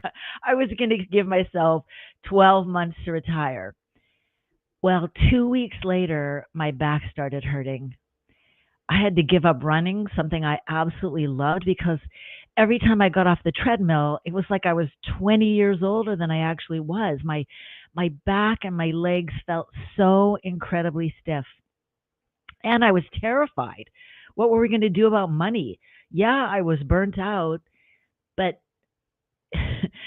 stepping away from mental health would mean pretty much no income. So I did what a lot of us do when we feel out of control. I pushed my husband to go back to contracting so that we could keep our lifestyle, our ranch, the horses, everything that we were used to having. There was just one small problem. He didn't want to. He had happily hung up his tool belt 5 years earlier. And now that he finally had the opportunity to, spend most of his time with horses, he didn't want to give that up. And the more he resisted, the harder I pushed. I was convinced that if I could just control enough variables, what he was doing with his time, what kind of money was coming in, where we lived, how we planned basically our whole future, well, then maybe I'd feel secure and happy. But it didn't exactly work out that way. In fact, I wasn't fixing anything. I was making it a whole lot worse. And then on top of that, I began having panic attacks. I had clients who had experienced panic attacks, but I had never experienced them myself. We live in a world that thrives on blame, don't we? There's always somebody to point to. Your childhood, your spouse, your boss, your kids, the government. And yeah, sometimes those complaints are really valid because there are legitimately unfair things going on in the world, and some of them have happened to you. But when we hand the keys to our happiness over to someone else, we are never free. And that's what I'd done. I've been telling myself, you can't feel better, Debbie, until your circumstances change, until your husband changes. And that mindset had me trapped in a prison of my own making, waiting for a rescue that was never going to come. But blame isn't the only thing that keeps us stuck as women, is it? Because sometimes we hide. We wear this mask of I'm fine for so long that we start to believe it. We hide behind competence and responsibility and strength. We're so busy taking care of everybody else. Other women have said it today. We get up even before the alarm, not because we're rested, but because our mind is already racing through the day's to-do list. We check on everyone else before we check in with ourselves. And I think we say we're fine because maybe it's easier than explaining how worn out we really feel. We hide exhaustion under a smile and grief under busyness and our own personal wants and needs under this belief that asking for help somehow makes us weak or selfish. And the crazy thing is that sometimes the world applauds us for it. Wow, Debbie, you're so strong, you're so capable, you're so smart, look at all that you've accomplished. But inside, you're running on fumes. Years of people-pleasing don't make us strong. They make us invisible. And maybe that makes us feel safer. But at what cost? When I finally recognized this in myself, that was my turning point. That ache that I was feeling, that longing for more, it wasn't selfishness. It was the beginning of me taking charge of myself. But that mental shift didn't come in like this single flash of insight. No, it came in small, pretty ordinary steps. I mean, after all, my body was still screaming at me. My back pain was relentless. Running was out of the question. I could barely bend or move without being in pain. And I would wake up in the mornings with about 5 minutes of consciousness before the throbbing in my back would start. So I did something pretty simple and kind of humbling. I went down to the community pool and I put on a flotation belt and I just started jogging back and forth in the deep end with the lifeguards sitting above me. And they didn't pay me much attention. They were focused on the actual swimmers. And I would wonder at times what they thought. What's this crazy lady doing? It wasn't glamorous, but it did take pressure off of my back. And something unexpected happened. The pool not only gave my body support, it gave my mind space. Because as I jogged through the water, my thoughts slowed down. I finally had time to think without the constant noise of stress and responsibility. It gave me time to reflect and breathe again. I also did a lot of journaling. I'm a big believer in the power of putting your thoughts to paper. I've seen what journaling can do for people. And I've been journaling since I was 19, off and on. But like a lot of other things that I knew to do, I'd gotten away from it. So I started climbing up into the hills behind our ranch, and I found this amazing flat rock with this great view looking out over the ranch and the lake across the road. And I would just sit there, pen in hand, and I would just pour everything out on paper, the tears, the frustration, the grief I didn't know how to speak out loud. It was a place where I could be brutally honest with myself and with God. And it gave me perspective because it helped me see patterns and truths that I was missing because I was just too busy running from one task to another. Slowly over time, that dark cloud began to lift. My back began to heal, not fully, but enough for me to function. And my intent to quit therapy, well, it kind of morphed into, I'm seeing a few clients, but not that many, so I might as well have quit. And yeah, my husband went back to contracting. We moved off the ranch, we rented it out, and we made other big life-changing decisions that, for me, brought me closer and closer to the life that I really wanted. But here's where my story takes a bit of a harder turn because, you see, I'm no longer married to that man. And that wasn't part of my plan. I never intended divorce.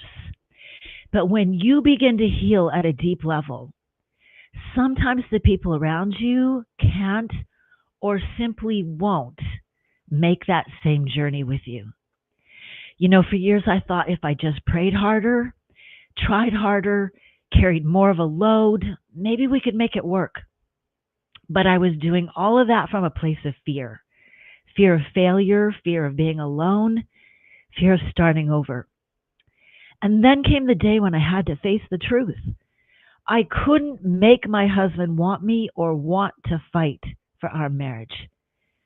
And yeah, I went through a lot of sleepless nights and early morning walks just asking God, why is this happening?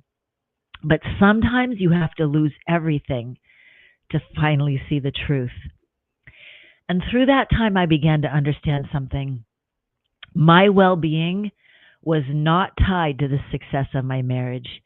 My well-being was about becoming the woman that I needed to be, that God wanted me to be. If I could have stayed married at the same time, that would have been ideal. But I didn't have control over that. I also learned that healing isn't linear.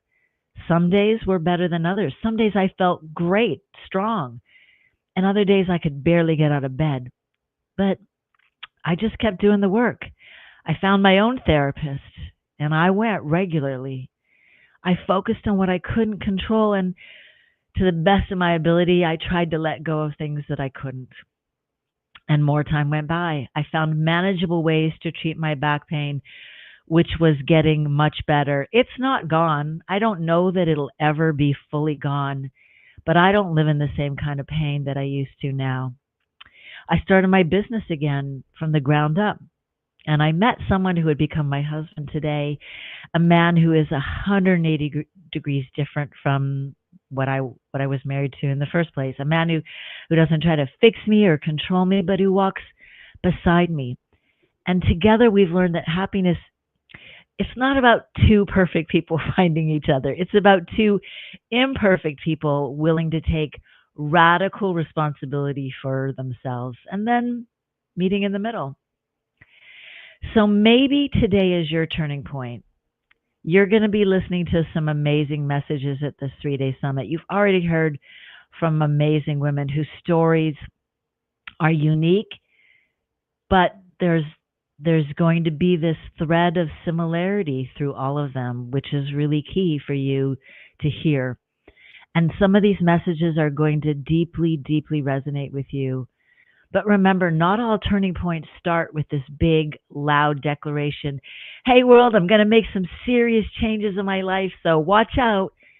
No, sometimes it just starts with saying, I'm here. I matter, and I am worth the effort of becoming the woman that I was created to be. I didn't set out to burn my life down just to rebuild it again. But that's what happened. When you make radical changes, not everybody welcomes that. Make them anyway. I love the life I've built now. And sure, of course, there's lingering sadness for what could have been, but I've let go of blame. And here's what I want you to know. I didn't just stop at my own healing. Like so many of the other women you're going to hear from, I repurposed that pain into something bigger, something that I hoped and knew would transform the lives of other women. So out of that season, I built my first course for women, The Path Less Traveled. And then I wrote my story and I put it in a book with the same name, The Path Less Traveled. And then I decided that's not enough. I need to help women who are healing through divorce. So I created my program, Beauty from Ashes. But my story doesn't end there, because when God brought me Jeff, my true partner in every sense, I knew my purpose had shifted yet again. I had lived the devastation of a marriage ending, and I'd also experienced the joy of building something new, something healthier, something stronger. So now my purpose is to help couples who feel like they're at the end of their marital road. I help them to rediscover each other and to find out what's possible for their marriage going forward. And that's why I created Marriage in Bloom, a 6-month, faith-based, intensive marriage recovery program.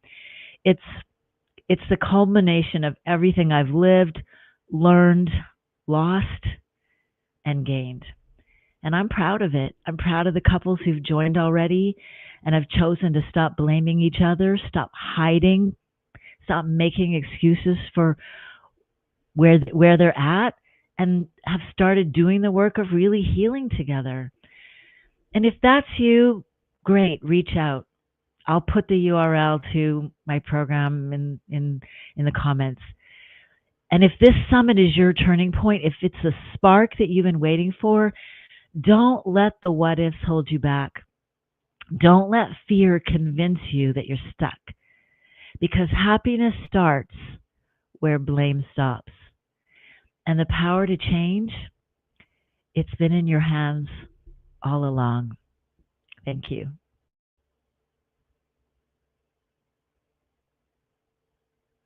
Thank you so much, Debbie. That was so beautiful. It was so powerful. And I love that you shared your story in this way, because so many people are experiencing that with themselves and in their relationships, right? And it's so hard to really name it, but you really put it in really simple terms and made it easier to understand.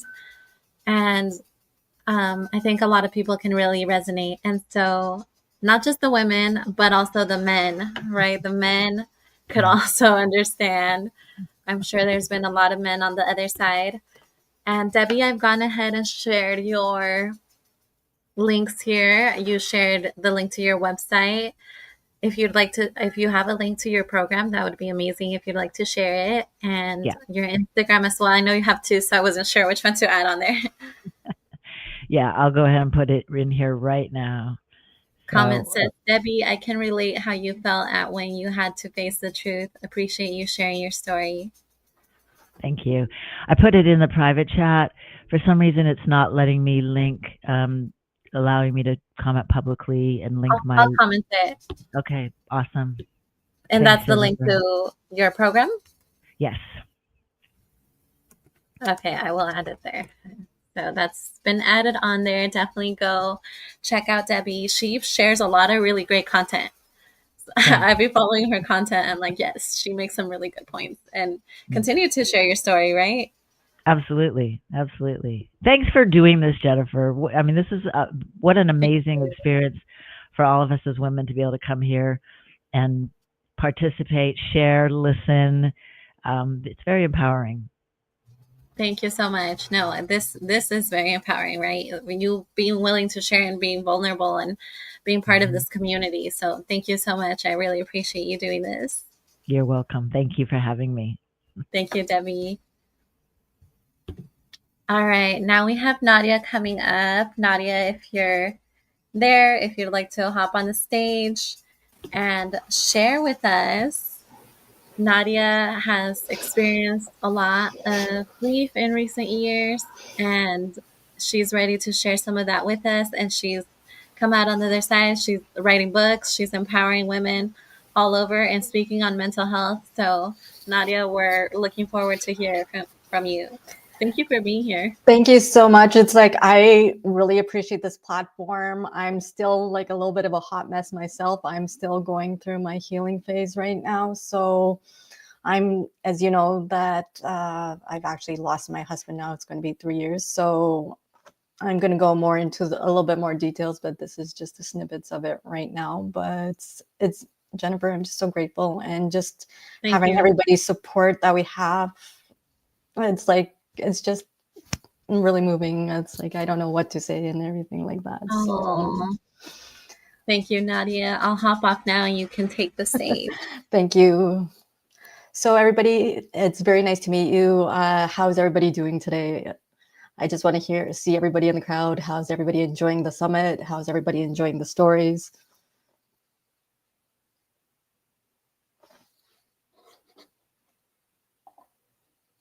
Yeah, it's like just seeing everybody's comments, and I'm just listening to everybody's stories. It has just been like very, very amazing.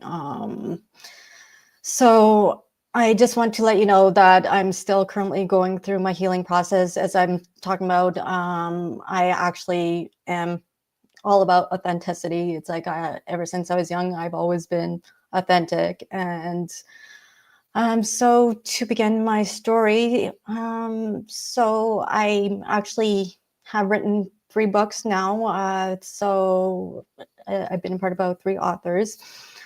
So just to begin my story, I actually grew up in Calgary, Alberta. I lived in 5 different cities.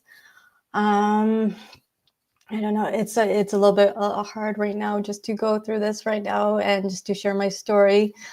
So just a little bit about a background. I actually am a black belt and I've actually participated in the Alberta Winter Games.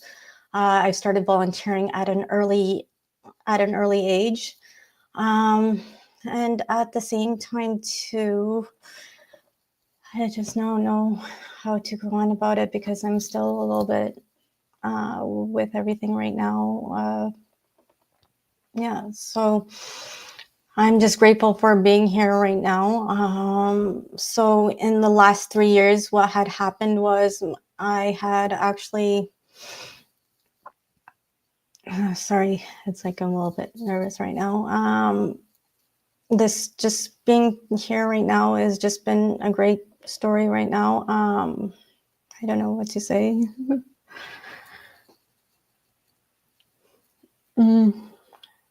I'm just here right now.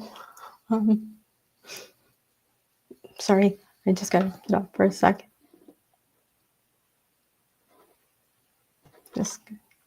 No worries, love. If you need to take a moment, it's totally fine. I think that's part of the process, and you get to take the space whenever you need. So thank you for being here. Thank you for showing up. Thank you for being vulnerable, even in the middle of grief and healing. It's empowering to see. Thank you, love. Thank you. And whenever you're ready, we're happy to hear it. And maybe I can stay on and cheer you on. Yeah, so I'm just going to hop off for a sec. That's fine. Sorry.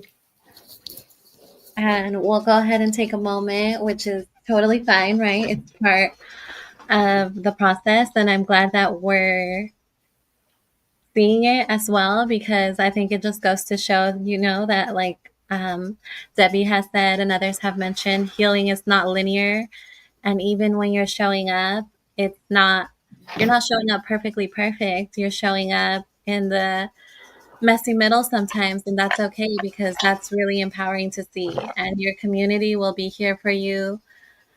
They will honor your healing. And like Jennifer says here in the comments, it's part of healing, honoring what we're feeling, right? And taking a step back whenever you need to take a step back, and take space whenever you need to take space. right? And so thank you all for being here and giving that space too. You're all really amazing for that. If you guys would like, actually, let's take a 5-minute break, get some more water, get a snack, and we'll come back in a moment whenever Nadia's ready to. If not, we can also move on to somebody who, to our next speech. So be back in 5 minutes.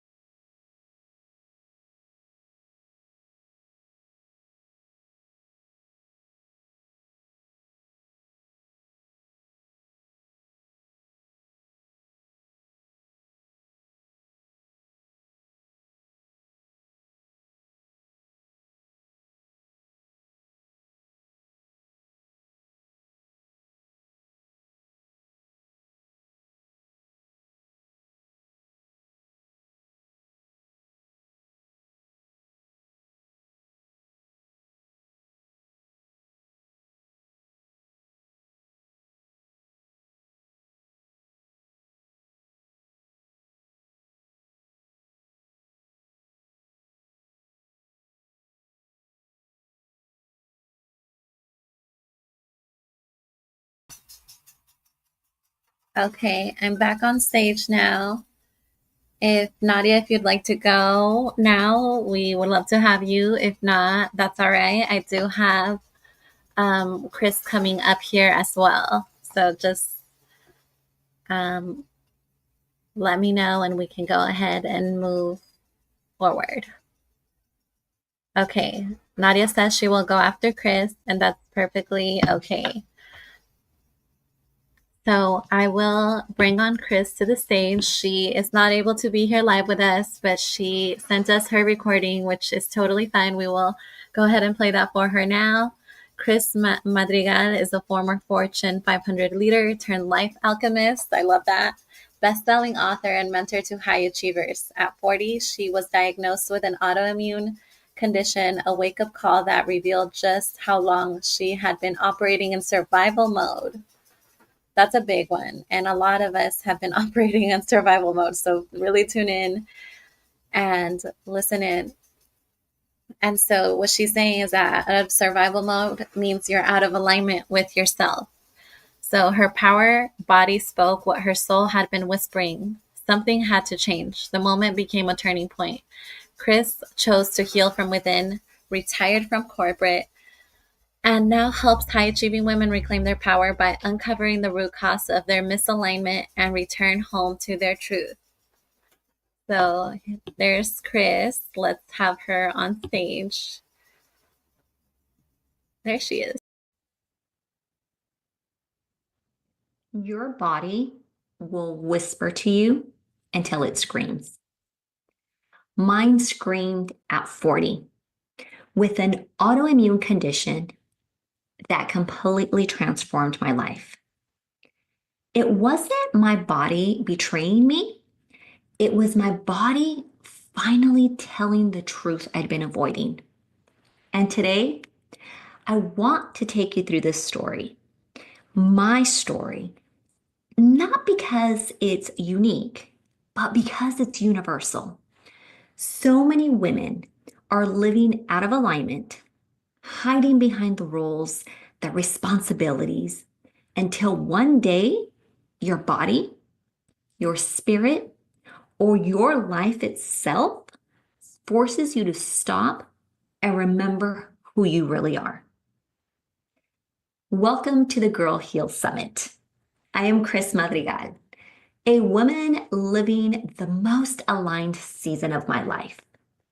I became a mother of 3 in just under 2 years while juggling a demanding corporate career and family life.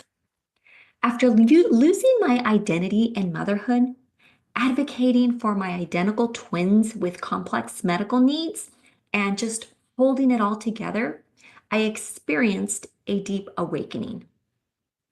Because on the outside, it looked like I had it all. A Fortune 500 career, a beautiful family, a marriage, a home, all the boxes checked. But inside, I was disappearing. I was exhausted, and I didn't even recognize the woman in the mirror anymore. I thought I was being strong, but strength without alignment, that's not strength at all. That's self-abandonment dressed up as resilience. For over a decade, I was living in survival mode, running from one responsibility to the next. Corporate leader by day, mom and caregiver around the clock. Everyone saw me as the woman who could handle it all. And you know what? I believed that too, until my body shut down. That autoimmune diagnosis, it wasn't random. It was a wake-up call. It was my body saying, if you won't slow down, I'll make you. My body, covered in hives, forced me to dig for answers. I was already an excellent advocate for my children. I was great at it. Now, it was time to advocate for myself. It was time for me to go within and identify what my body was desperately calling out for. It was my body saying, you've been out of alignment for far too long. It was identifying which core area of my life was out of balance. My health, completely out of balance, covered in hives, full of inflammation. I had a great body, always receiving compliments, but it's not what the outside looks like. It's what you're carrying on the inside that dictates how well you are. My wealth?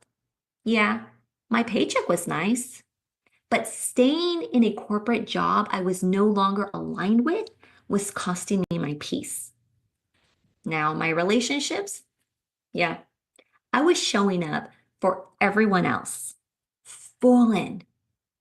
The only person I wasn't showing up for was myself. My time? No white space, no rest, absolutely no time for me. I was spending my time on everybody else and ignoring the most important person, which was myself. Now, my purpose? Success looked good on paper, but my purpose had a greater mission. And guess what I realized? When I looked at every area of my life, or the 5 main areas of my life, I was out of alignment in all areas. Because when you are misaligned, when one area is out of alignment, it inevitably impacts the others. It happens all the time. Now, here's the truth I had to face. My illness, it wasn't happening to me. I had co-created it. Now, let me be clear. That doesn't mean I was to blame. It means I finally saw my power.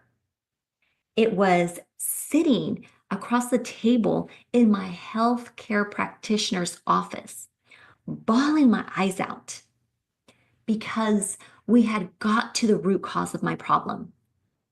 She told me I'd been living in survival mode for over a decade, and me, covered in hives, was how my body was outwardly screaming to be seen. In that moment, I just felt like hugging her, but there was a clear partition separating us due to COVID guidelines. She just passed me the box of tissues, and I sat there, recognizing what no one had been able to pinpoint to me. I'd been ignoring my needs. I'd been silencing my voice. I'd been chasing roles. My autoimmune condition had to be visible for me to recognize it. Those tears that were just streaming and flowing, those weren't tears of sadness. Those were tears of joy. Because if I co-created this misalignment, if I co-created my illness, guess what? I also had the power to heal my body. That's what I did. And that's the moment, that radical life. In 6 months, I was completely healed from my autoimmune condition. Now, radical responsibility is not about fault. It's about freedom. It's about owning your power. It's saying, I may not have chose these circumstances, but I can choose how I rise from them. And that's the shift from victim of my life to creator of my life. And that's where the healing began. That's where the healing quantum leaped. I healed my body in ways that I'd never seen before. So, what did that healing look like? It didn't look like hustling harder or finding another role to play. Healing looked like slowing down, declining invitations without guilt, not attending out of obligation. It was no longer volunteering for projects at work when my mind was already maxed out. It was listening to my body, choosing rest over another event, another project, or other responsibilities. Yeah, that was hard, but I did it. It was feeding my mind, my body, and my spirit, nurturing food, nurturing thoughts, nurturing practices. It was hiring coaches to help me in different areas of life. It was meditating. It was feeding my soul and feeding my body all the things that it was craving in order for it to thrive. It was dismantling the perfectionism, the people-pleasing, the performance, right? It looked like reclaiming the parts of me I had buried under the titles and responsibilities. It looked like remembering who I was before the world told me who to be. And here's what I learned. Alignment, it's not a destination. It's not something that you arrive at once and for all. Alignment is a way of living. It's choosing alignment above all. It's the choices that you make moment by moment to honor yourself. When I started aligning my choices with my truth, I didn't just heal my body. I came back home to myself. I found my voice, my purpose, my power. And that's when everything changed. So let me ask you, where in your life are you out of alignment? Maybe you've been carrying success like a badge of honor, but deep down, you feel disconnected. Maybe you've been performing in roles that no longer fit, and your body is just tired of holding it all together. Maybe you've been waiting for permission to finally put yourself first, to come back home to yourself. Honey, you don't need permission.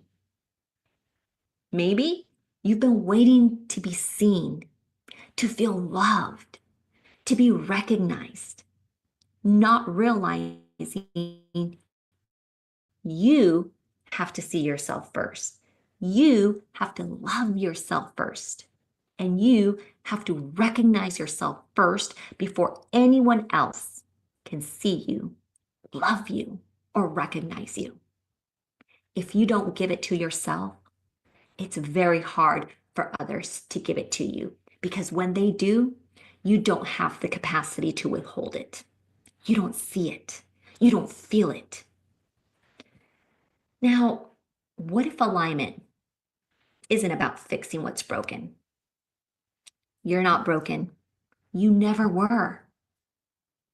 You've just been operating from a system that is not yours.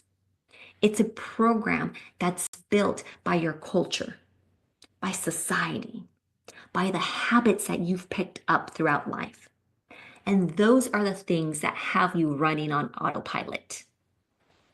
Healing, alignment, elevation, purpose, power, sexiness. It's about remembering who you are. All the parts of your story that you've been hiding, yeah, those are the keys to your freedom. Those stories hold the power to transform you when you choose to shift from a victim of your life to creator of your life. Life is not happening to you. It is happening for you to grow, for you to expand, for you to elevate.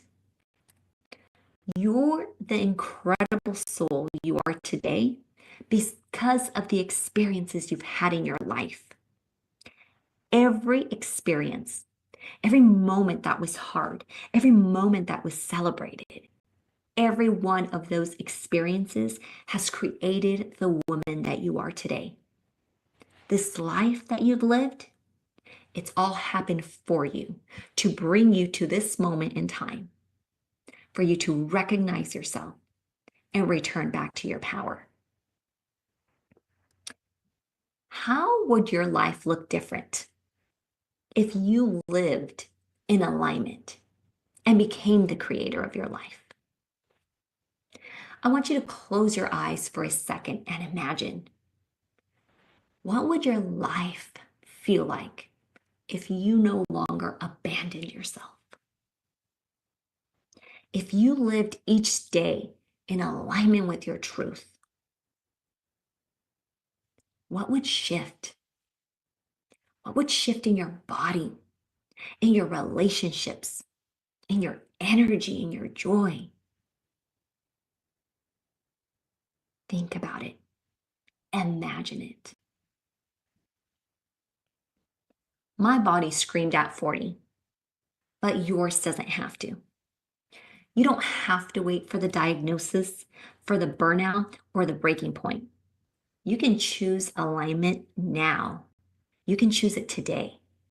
Because alignment begins the moment you stop outsourcing your power and you start remembering your truth. And when you do, that's when you reclaim the woman beneath the roles. That's when you rise. And now let me just tell you, if you are ready to take that first step back to yourself, I've created a tool to help you. It is the Sacred Alignment Audit, paired with a private activation course. And it will guide you to uncover the root cause of your misalignment and help you come back to your truth. Because alignment, above all, is the path to everything. It's the path back to you. It's the journey that is going to take you to the remembrance of who you are. And I am here to be that bridge for you and walk that journey along with you. Thank you.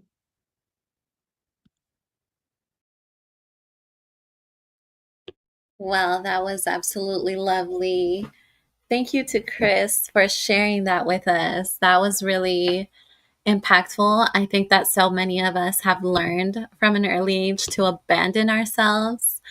And that's exactly what Chris does, is help you reclaim your truth so that you can come back into alignment with yourself. And I think that's what we all need. So thank you so much, Chris. That was incredible. I have gone ahead and dropped on the comments her information and where you can find her and her website and all the things. So thank you so much, Chris. And I'm excited to bring on Dr. Rashika here. So lovely to have Dr. Rashika. And I just want to say that Nadia will be stepping out for the moment. I think it's important to recognize that it's okay to grieve and process things, even if you need to take space. And that's exactly what Nadia is showing us. And I am grateful for that, because we all need to learn that it's totally okay, right? So many of us are too hard on ourselves and force ourselves to show up when we maybe just need to take space instead and process, and that's fine too. So here we go, Dr. Rashika. Dr. Rashika is a licensed holistic trauma therapist, certified holistic sexologist, and human design educator. With a background in holistic mental health and sexology, she guides women in exploring the layers of intimacy that trauma can disrupt, um, such as emotional presence, sensual expression, and self trust. She believes um, that in our relationship to self intimacy, the foundation of everything we want to experience emotionally, sexually, and energetically, Dr. Rashika is known for creating grounded, soul rooted spaces where women can reconnect with themselves gently, intentionally, and without shame. And I freaking love that so much. So thank you, Dr. Rashika. I cannot wait to hear what you're about to share with us. Awesome. Thank you so much. Thank you for being here. Thank you. All right, I'm going to share my screen. Hello, beautiful women. Welcome to the Girl Hill Summit. If you've been here the whole time, I hope you've been enjoying your time. I am going to move into a space today and talk to you. And I do have some slides to share as I do my presentation. Give me one quick second.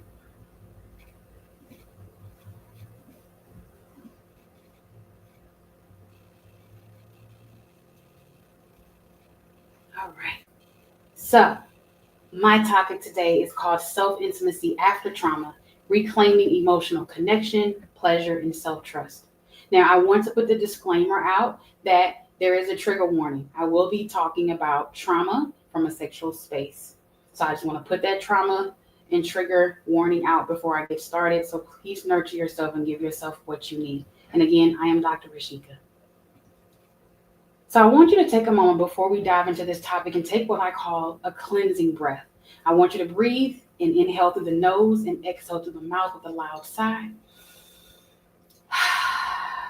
To give yourself a moment to ground before we dive into this topic. So take a moment after your cleansing breath and think, have you ever looked in the mirror and felt distant from the woman staring back at you? That was me. I have the t-shirt, the trophy, and all the things to show. Literally mimicking this image that you see, I would look in the mirror and didn't know who the hell I was.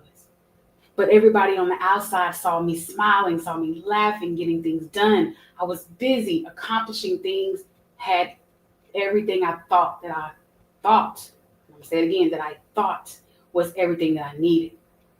But little did I know that a past childhood trauma wound would shake me to my core, that froze me in a space that I did not expect. Looking in the mirror sometimes back at us, not only do we not recognize ourselves, but we start going into a space of self-judgment. We judge all the negative things in the mirror. But when do we stand in the mirror and love on ourselves?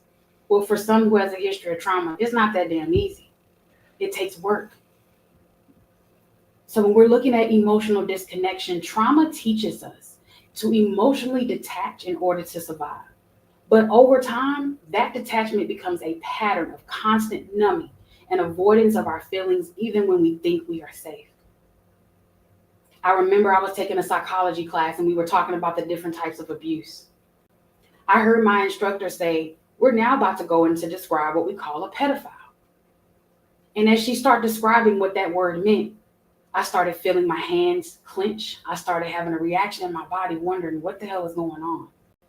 I never knew that what happened to me, there was a word for that person. And here I was, years later, having a body response to something I didn't understand. The class ended, and all I could feel was a detachment from my body. I was having an out-of-body experience. And I heard a voice say, get down the steps and get to the bus now. I saw myself walking in front of me, telling me, go down the steps. There's the double doors. Push the door open. Go down 6 steps. Get on the bus. But I didn't recognize my body. All I heard was this voice guiding me. Fast forward, as soon as I got to my apartment and closed the door, I screamed and cried uncontrollably. Because when I was in that classroom going down those steps, I couldn't respond the way I wanted to respond. My roommate came rushing out. What's wrong? What's wrong? What's wrong? But for me, I couldn't put anything to how I was feeling. All I could do was cry. I was so disconnected from my emotions that I had no words. I woke up the next day, going into the normal routine. There goes that mask. What was I supposed to do with this information? When I got home that night, my friend asked me, how was your day? How are you feeling? I still couldn't describe how I was feeling. And she knew something was wrong because that's never like me. I'm the one that's going to say how I feel. And so when I realized that I needed to go a little bit further, I wasn't ready yet. Fast forward to the relationship. And in my relationship, I started acting funny. My partner and I would get into arguments about every time I touch you, you cringe. Every time I even mention intimacy, whether it's just holding hands, you're not connected. Where are you? What's going on? It took someone else to tell me something wasn't right with me. But that trigger that I had in that classroom, and later found out that I had what was called a panic attack when I went down those steps. And I also was experiencing something called dissociation. And even though I could hear my partner and hear what they were saying, it wasn't clicking with me. Because when it comes to pleasure, trauma impacts how we experience pleasure, desire, and sensuality within our body. It can become so hard to access pleasure when it is layered with guilt, shame, or fear. And that's where I was. I was guilty for not being able to provide pleasure. And let's not get it twisted. Pleasure is not just from a sexual romantic space. Pleasure is the little things that we experience day to day. I wasn't even enjoying getting up, going to work. I wasn't even enjoying doing the normal day-to-day things that what I really enjoyed that brought me peace. I was ashamed and I was fearful and I felt guilty. But I couldn't tell my partner that I wasn't ready to share my story just yet. So fast forward to them saying, I can't do this no more. You need some help. You're not talking about things. And this is not working for me. And instead of me being devastated by the breakup, I was relieved because I didn't have anybody questioning me about why I couldn't do certain things anymore.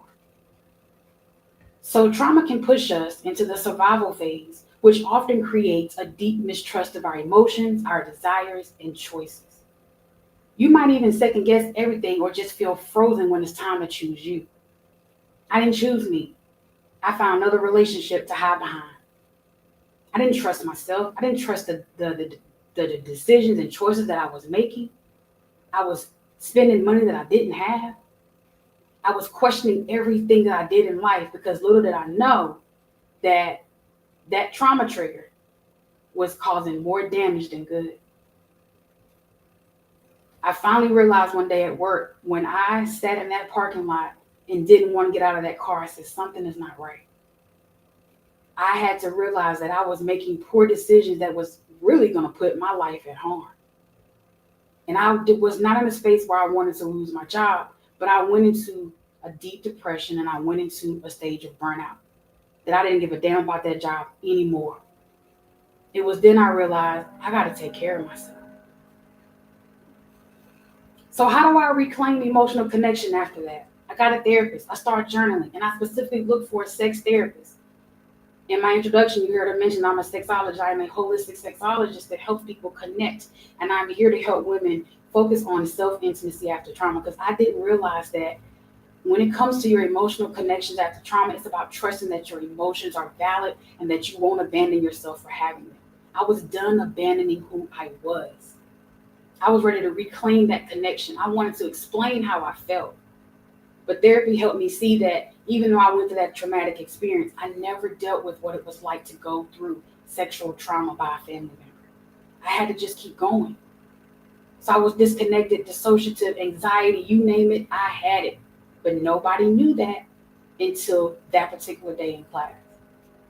So one way to reclaim emotional connection is that we got to realize, we got to trust our emotions. So I give you a challenge today. Here's your action. I want you to pause and name one feeling you've been avoiding and gently ask why. You heard me mention earlier, I was avoiding guilt, shame, and fear. I was comfortable there. I didn't want to deal with the pain. But I had to realize that it was time for me to heal. So I started naming my emotions and writing them down and processing things in therapy, talking to people about my feelings. That brought me a space to start realizing how much pleasure I was missing out on. So I wanted to reclaim my pleasure. And doing that means learning to feel again in ways that feel safe. To redefine what pleasure means on your terms, that it belongs to you first. See, I wasn't ready in that past relationship to figure out what was going on with me. But when I started being by myself and learning what that trauma wound did to me, it allowed me to realize that I deserve pleasure and pleasure is my birthright, and I'm going to keep going forward. So I challenge you, how you can reclaim your pleasure is do one thing this week that brings you pleasure and start identifying a pleasure list. That's romantically, that is very small things like maybe you find peace and pleasure just sitting on your back porch. Maybe you feel pleasure just by reading a book. It doesn't take much, but make that pleasure list. Go in and decide that I'm not going to be disconnected, and what I want to experience is pleasure. I want to feel good. That's what pleasure brings to us. It makes us feel great. And then we start trusting ourselves. So you see the theme? We get our emotional connection back. We start explaining how we feel, expressing how we feel, feeling our feelings. We start experiencing pleasure, living by that list, and then we start reclaiming self-trust. And self-trust is a relationship that you rebuild by listening, honoring, and showing up for your own voice. That voice that was guiding me down the steps, that was a wounded part of me. She had been protecting me all of my damn life. But now she says, it's time to heal. It was meant for me to hear that word in that class because it allowed me to start trusting my own voice. Self-trust means being willing to stay with yourself long enough to hear what you need and honor it. So my last challenge for you to reclaim self-trust for today is honor your yes and no this week without apology. Say yes to the thing, say yes to the dress, say yes to whatever you've been waiting on, and say no with the period at the end without explaining yourself, because again, trauma wants us to over-explain. Trauma tricks us and make us think that we have to people please and stand in front of other people and do what they want us to do. But when we reclaim self-trust and trust that we can make the decisions and put ourselves first, again, honoring, listening, showing up for your own voice, that's all you need. So remember your yeses, remember your nos, and use them to confidently build self-trust with yourself. You trust yourself, that brings more pleasure, more emotional wellness. That's a beautiful healing journey right there. So I challenge you, outside of those three things, to go a little further with me. I created a freebie just for this Girl Heal Summit.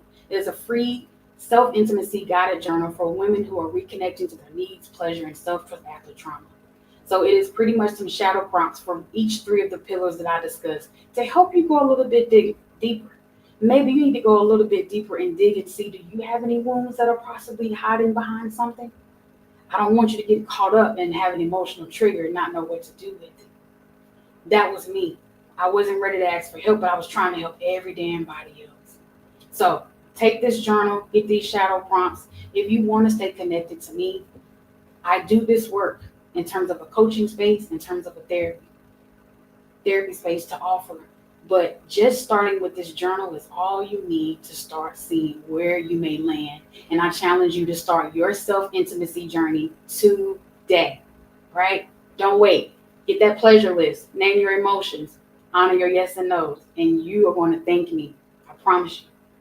I am on Instagram as Dr. Rashika is Holistic, and I want to thank you so much for listening to my talk. And one of my mottos is, remember, today's the gift. What you going to do with it? Thank you so much, Dr. Ashika. That was absolutely powerful. And I loved every minute of it. So thank you for sharing that. Thank you. And, there's so much power in everything that these women have shared about being on survival mode, about trauma, about healing, and about reclaiming your own power, right? And that could be through pleasure, as Dr. Ashika said. And it's crazy, right? How much of us ignore that because we're so busy surviving, but it's a part of your essence and a part of your being. So thank you, Dr. Rishika, for reminding us about that. That was incredible. And I have dropped the links here for Dr. Rishika, her IG, and also her free self-intimacy guided journal. Thank you for that generosity too to all of our speakers for sharing their resources. This is going to support a lot of people in their healing journeys. And I'm just incredibly grateful. So, and this was also a really great way to close our session today. Everybody, I would also love to invite you all to join us in our Latte with Leaders. We meet every Tuesday, but this Tuesday we will not be meeting because we will be here instead.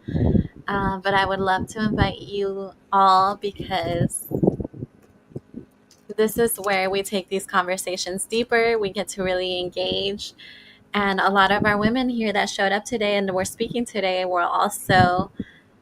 have also been showing up to our Latte with Leaders. So you can connect with them deeper if you feel really inspired and called to continue being in their energy. I know I do. This has been the best experience for me going through my own healing and journey, having these amazing women in my community, and you got to be in their space too. So I will drop the Latte with Leaders here on the chat, and thank you all for being here. This was an incredible opportunity for us to witness these amazing women and get to see more of their stories. Don't forget to grab your copy of the Girl Heal book if you haven't yet.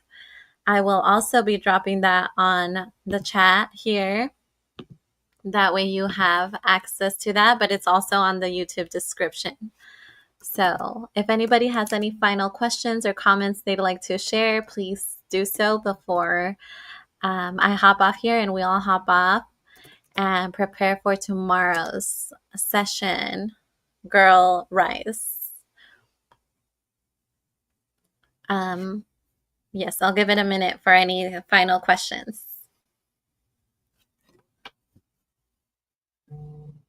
This has been a wonderful day. Yes, it has. Thank you, ladies. It was a very beautiful experience.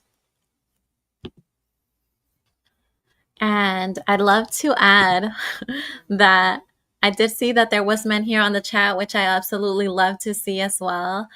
I've noticed more recently that men are starting to tune into the message of healing and transformation, and it's really powerful to see it actually. I am a firm believer that as the women heal, the men are healing too. And so, yes, keep coming, keep showing up. Men, you guys are doing great. And we are not excluding you. Be a part of all of our things. Come to our meetings, our lives, everything. You guys are absolutely welcome. And so here is the link to the Girl Heal book.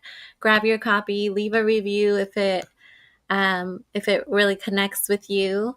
if this really connected with you, share your feedback as well. We'd love to hear it, and continue to follow in with our speakers. And again, we'll see you tomorrow. Thank you all so much for being here. See you tomorrow.